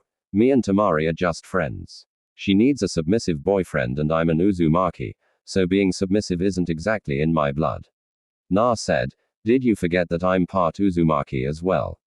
I know all about how being submissive is the last thing we do. Said, I forgot about that. I guess the Senu last name throws me off. Na said, it's alright. Nowadays, most people forget that I'm an Uzumaki. Said, so, we're kind of related. Na said, I guess you could say that. Sunyunid said as they reached the Hokage Tower. Did the Uzumaki have any kind of abilities other than the Hishigan? Naruto asked. Yes. Members of the Uzumaki clan naturally possess incredibly strong life forces. My grandmother Mido Uzumaki was born before Konoha was founded, and yet she lived long into the third Hoage's reign. Usually women stop having the ability to reproduce once they reach a certain age. But Uzumaki women can give birth well after that of normal women. Another trait of the Uzumaki clan was the ability to use their chakra to heal themselves or others. However, using that ability is dangerous if it's used too regularly. Sununit said, well, I can't use that ability since I have the 9 tails chakra flowing inside of me. Na said, and Sununit nodded. That's right. Also, some Uzumaki have the ability to use what they called the adamantine chains. The chains were mostly common amongst the women of the clan for some reason. The Uzumaki clan also had a unique sensor ability as well as the ability to suppress their chakra signature so they're undetectable. Sununit said, is that how I'm able to sneak around so much? Na asked, most likely, you have so much chakra that you stand out amongst everyone, but from what you VE told me so far, if you're able to sneak around undetected, then you must have that ability as well. Another thing is that Uzumaki members are well known for Fu and Jutsu, which you clearly are good at from what I've seen you do. The distinct trait among the Uzumaki clan was their red hair. You however get your hair from your father. Said, why don't you have black or red hair? Hashiyama had black hair, and since Mido was an Uzumaki, she had to have red hair. Na said, that is something I still haven't figured out myself. I was raised by my grandmother and grandfather. My parents died when I was very young, so I never met them. I do know my father was half Uzumaki and half Senju. I don't know about my mother. She must have had some strong dominant genes if I have blonde hair. Sununit said, maybe my father had strong genes as well since I'm blonde. Na said, he did. I'll tell you this. Your father was one of the most powerful ninja to ever live. Some people would compare his strength to that of my grandfather, and my grandfather was known as the god of shinobi. Your father never reached his prime before he died, so he was on his way to becoming the strongest ninja ever. Sununit said, wow, do you think I'll be able to surpass him? Na asked. Who? Asked. My dad and the first Hokage. Na said, and Sununit smiled. Of course, Sununit said. What happened to the Uzumaki clan? Why aren't there more of us around? Naruto asked. They were simply destroyed. Kumo, Iwa, and Kiri joined forces to wipe them out. The Uzumaki clan's skill with Fujutsu earned them both respect and fear throughout the ninja world. Our clan may have been wiped out, but they took out half of the opposing enemy's forces as well. There was a rumor that some of the survivors were scattered around the world, but I couldn't find them when I left the village. Unless the survivors did exist and had children, with the last 2 Uzumaki clan members alive. Na said, wow, I'm guessing Kumo and Iwa will always have problems with Konoha. Then Na said, yeah, Iwa hates us due to the 4th Hoage's efforts during the 3rd Ninja War, and Kumo was involved in 2 incidents that involved us. One of them involved your mother and the other involved the Hyuga incident. What happened with my mother? Na asked. I'll tell you that story at a different time. I'll hold you to it. This is kind of personal and I won't get mad if you don't answer. But did you ever have any kids? Na asked and Sununit had a sad smile on her face. No, but I wish I did. Why not? Na asked. My boyfriend Dan died during the 2nd Shinobi War and I never had another relationship. I've had the occasional hookup before I left with one person, but I could never date him. Sununit said, so you and Pervy Sage, huh? Na asked and Sunade froze. What? Asked. He talks in his sleep. He kept mumbling about some blonde lady who broke his heart and it made him leave for over 20 years. I just put 2 and 2 together. Na said, keep that to yourself. Said, okay, why not have kids with Pervy Sage? I mean, it's obvious he loves you, and you must have had some type of feelings for him if you would hook up with him more than once. You said it yourself that you wish you had kids, so why not with him? Na asked, and they came up to a room where the elders were waiting. Not going to happen. Now, let's go. The elders are waiting for me. Said, why should I go in there? I thought this was a private meeting. Narut said, you already know what's going on, and you're my escort. Shazan should already be in there, and I'm technically the Hokage, so I can bring whoever I want. Said and opened the door, then dropped their hench. Lady Sununity, I'm glad you can join us. However, young Naruto must leave. Elder Homiera said. He stays. He knows what is going on and was my escort for the day while I had Shazan working with patients at the hospital. Said. Very well. Elder Homier said. Are you sure it is wise to have him here? No offense, but he's only a genin. Elder Kaharu said. I'm sure. Sunyunit said. This is unacceptable. The boy must be removed. A man with a bandage over one of his eyes said, and then looked at Na. He stays. Danzo. He'll be on his best behavior. Isn't that right? Na asked. And then Na activated his dojutsu. Will you please deactivate your dojutsu? Homiya asked. No. Somebody is trying to control me with a genjutsu and this keeps it from happening. I know who it is, but I'd rather not put the person on blast. So stop before I kill you, Na said, and the genjutsu stopped. What kind of eyes are those? To be able to detect and block out the Kototsukami is simply unheard of and impossible. Danzo thought, very well, we shall allow it. Kaharu said as she already had felt a genjutsu being used. Before we start, how many people are supposed to be in this room? Na asked. Only the 6 of us, Homer said, and Naruto threw 4 kanai into each corner of the room, revealing 4 dead blank masked shinobi who quickly went up in fire. It seems somebody doesn't know what a private meeting is, said and glanced at Danzo, who was visibly angered. Damn it, the Jinchuriki is stronger than I thought. I must leave before he makes it known that it's me. Danzo thought and stood up. Where are you going, Danzo? We still have a meeting to get started, Kaharu said. I must seek out my personal doctor. My missing eye is bothering me. Danzo said and left the room. Now, may we get started? Sunyunit asked. Yes. Listen carefully, Sunyunit. We must send word to the feudal lord that the 5th Hokage has officially arrived in the village. All the preparations must begin at once for the coronation ceremony. Kaharu said. Can't we just skip the ceremonies? There's such a bore. Sunyunit said. Sunadi. Kaharu said. Okay. It comes with the job. I guess one of the perks of being Hokage. Sunadi said. I'll send to Jonan to immediately send word that in a few days from now, we will officially welcome T. He 5th Hokage. Kaharu said. I understand. Sunyunit said. Your grandfather would be proud of you. Homaru said. You've met the 1st Hokage. Naruto asked. Yes, we were students of the 1st and 2nd Hokage along with Hirozen and Danzo. Kaharu said. Then you must have known Mido Uzumaki. Was she really as great as Granyanade described her to be? Na asked. You told him of his heritage. Homura asked. No, Jiraiya told him of his mother and her name. I only told him bits and pieces about his father, but nothing to give away who he is. I figured since he knows he's an Uzumaki that I should give him a bit of a history lesson. Said, why not just tell him of his father? You can overrule Hirozen's law about his parents now that he's dead. Kaharu said, what law? Na asked. He placed a secret law backed by the civilian council that would prohibit anybody from adopting you and telling you of your lineage. Homiya said, yes, quite a bit of people wanted to adopt you, and they had nothing but good intentions. I believe Makoto Uchiha, who was one of your mother's friends, wanted to adopt you. The Hyuga clan wanted to take you in as well, since Hiashi Hyuga was good friends with your father. A few civilian families wanted to take you in as well since they were also close to your parents.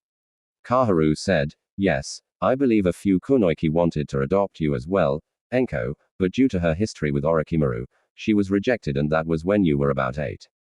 Kurenai Yui also wanted to adopt you along with Yugao Tuki Aiku and some Inuzuka who is the leader of the Inuzuka clan. However, the civilians minus the Aikiakis were mysteriously found dead in their homes a few after they were rejected from adopting you. The same happened with some of the Kunoichi who wanted to adopt you. They were poisoned, but we couldn't trace it back to anything. Homura said, Anko wanted to adopt me. She doesn't seem like the parent type. Naruto said, despite Anko being tough on the outside, she does have a big heart.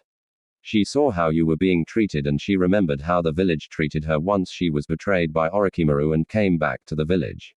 She didn't want you to grow up the same way she did. But Hisan rejected her and claimed that you were just fine. He even went as far as to place a squad of Ambu to follow her and make sure she didn't come in contact with you. Homura said, wait a minute. Why would he do that? Shazan asked. Because Hirozen wanted him as a weapon similar to Danzo.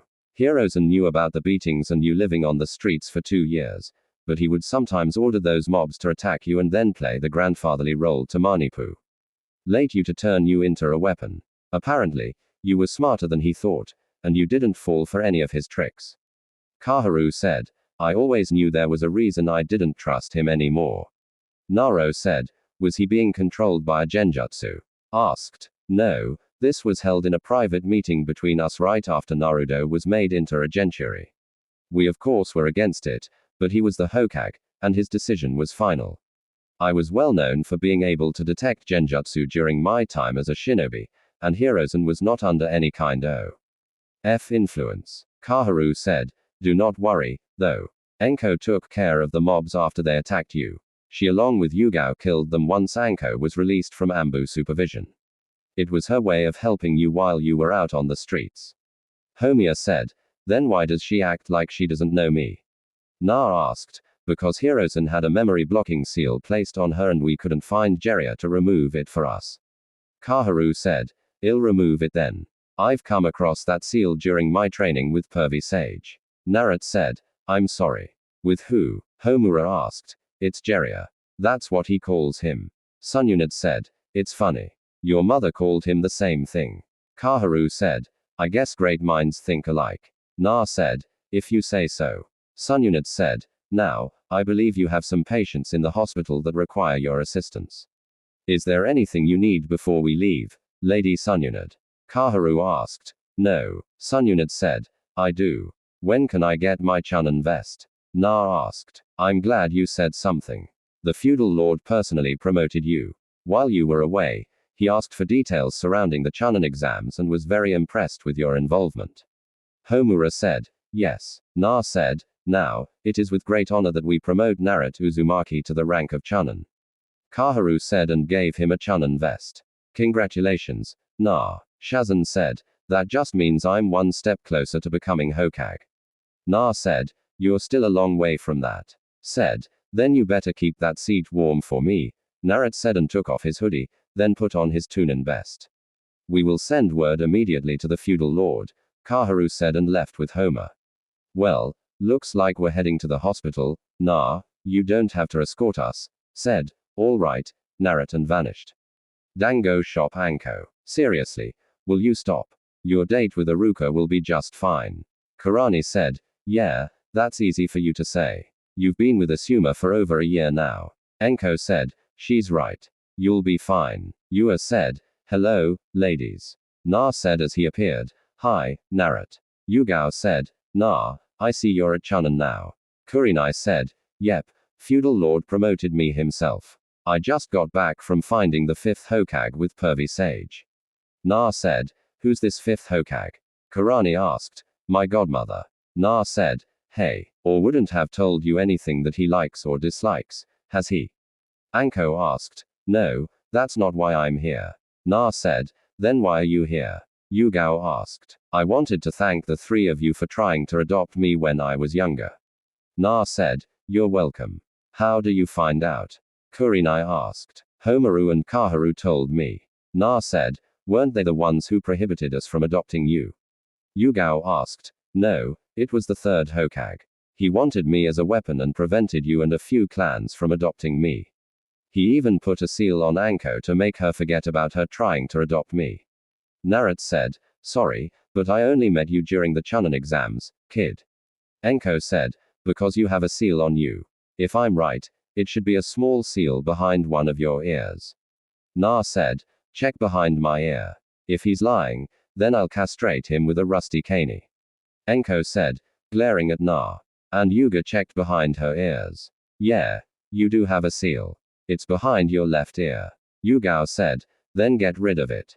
Enko said, I'm not good with seals. Yugao said, me either. Kurani said, great. Only seal master we have is that pervert. Enko said, I can get rid of it. I know Fu and Jutsu.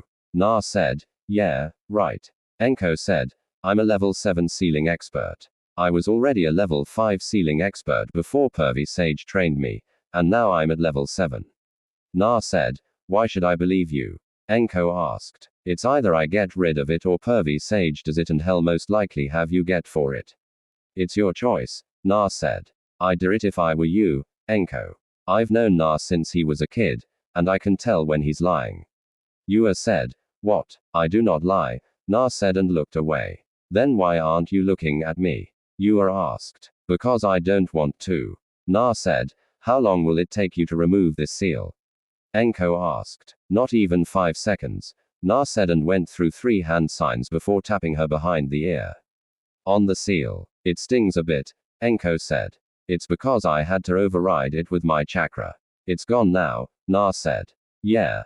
I remember now. I saw you one day get cornered by a mob and they were about to start beating you until I showed up and took you away before they even got their weapons out.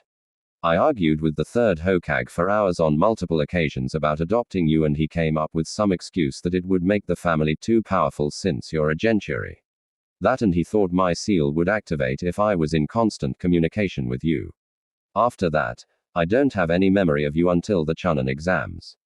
Enko said. I was told it was because I was too high up in the rankings to adopt you, but when I asked for another child, he magically had the paperwork ready.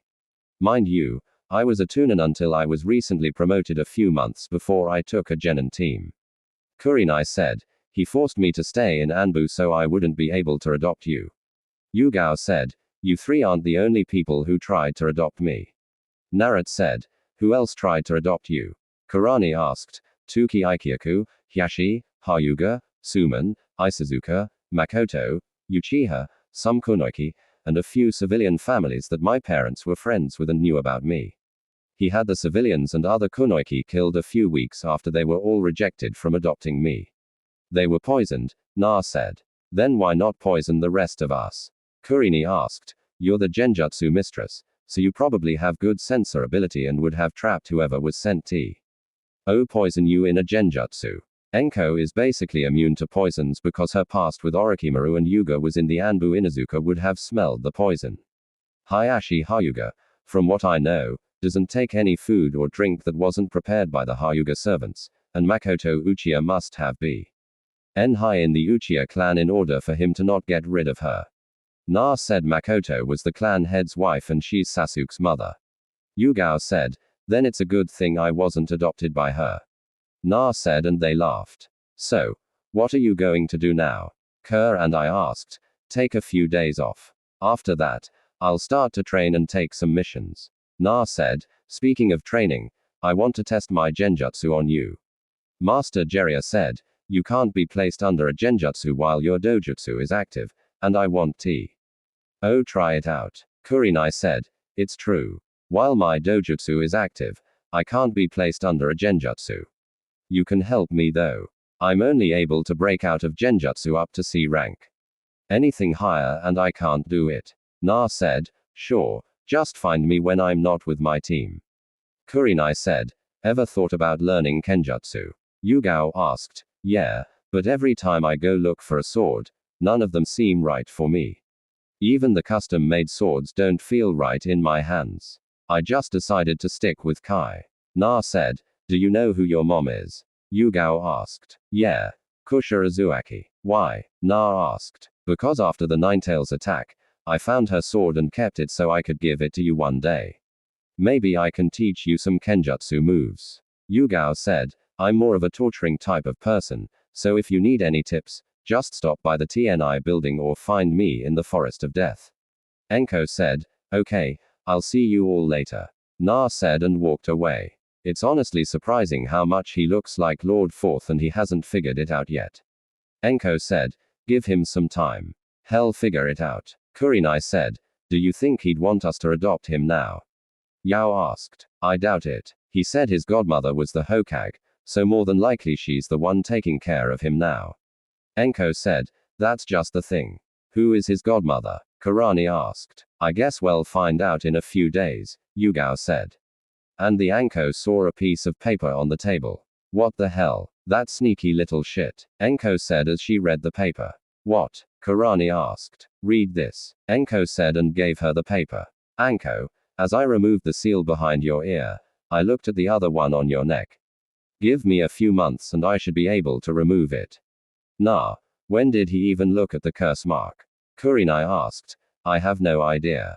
I'll see him in a few months, so if he's lying, I'll just castrate him. Enko said. Nah. Na was walking through the village towards the Hokage monument to look at the village like he normally does. It's been a hectic 2 months for him and he needed time to process everything.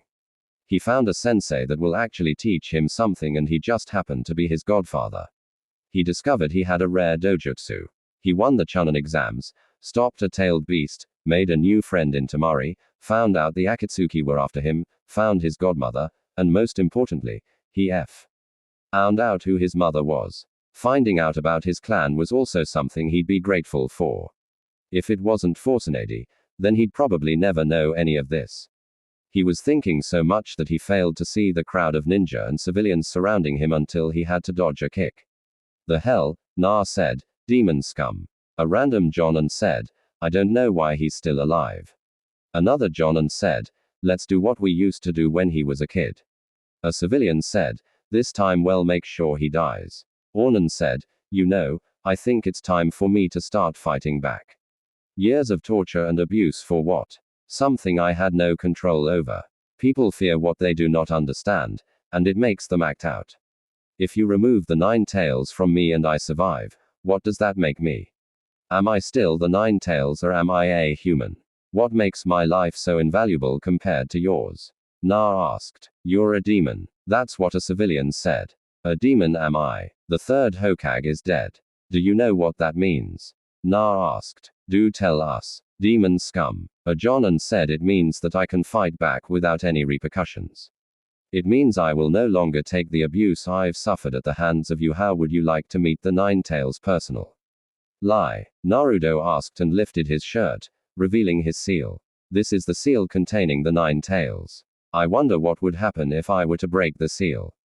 Actually, I do know what would happen. I'll release the 9 tails and I have a pretty high chance at surviving the extraction process. Na said and everyone grew scared and no you can't. The 4th Hokage didn't want the 9 tails to destroy the village. A Jonin said, then why would you all attack me growing up knowing I contained the 9 tails? Naruto asked, we wanted to finish what the 4th Hokage started. His wishes will be met. Ornan said, wrong. His wishes were for me to be seen as a hero for keeping this village safe from the wrath of the 9 tails. You all spat on the wishes of the 4th Hokage. You all are tarnishing his name, and he's rolling over in his grave because of all of you. I'm giving you all a warning. Do not attack me again or I'll retaliate and send you to the hospital.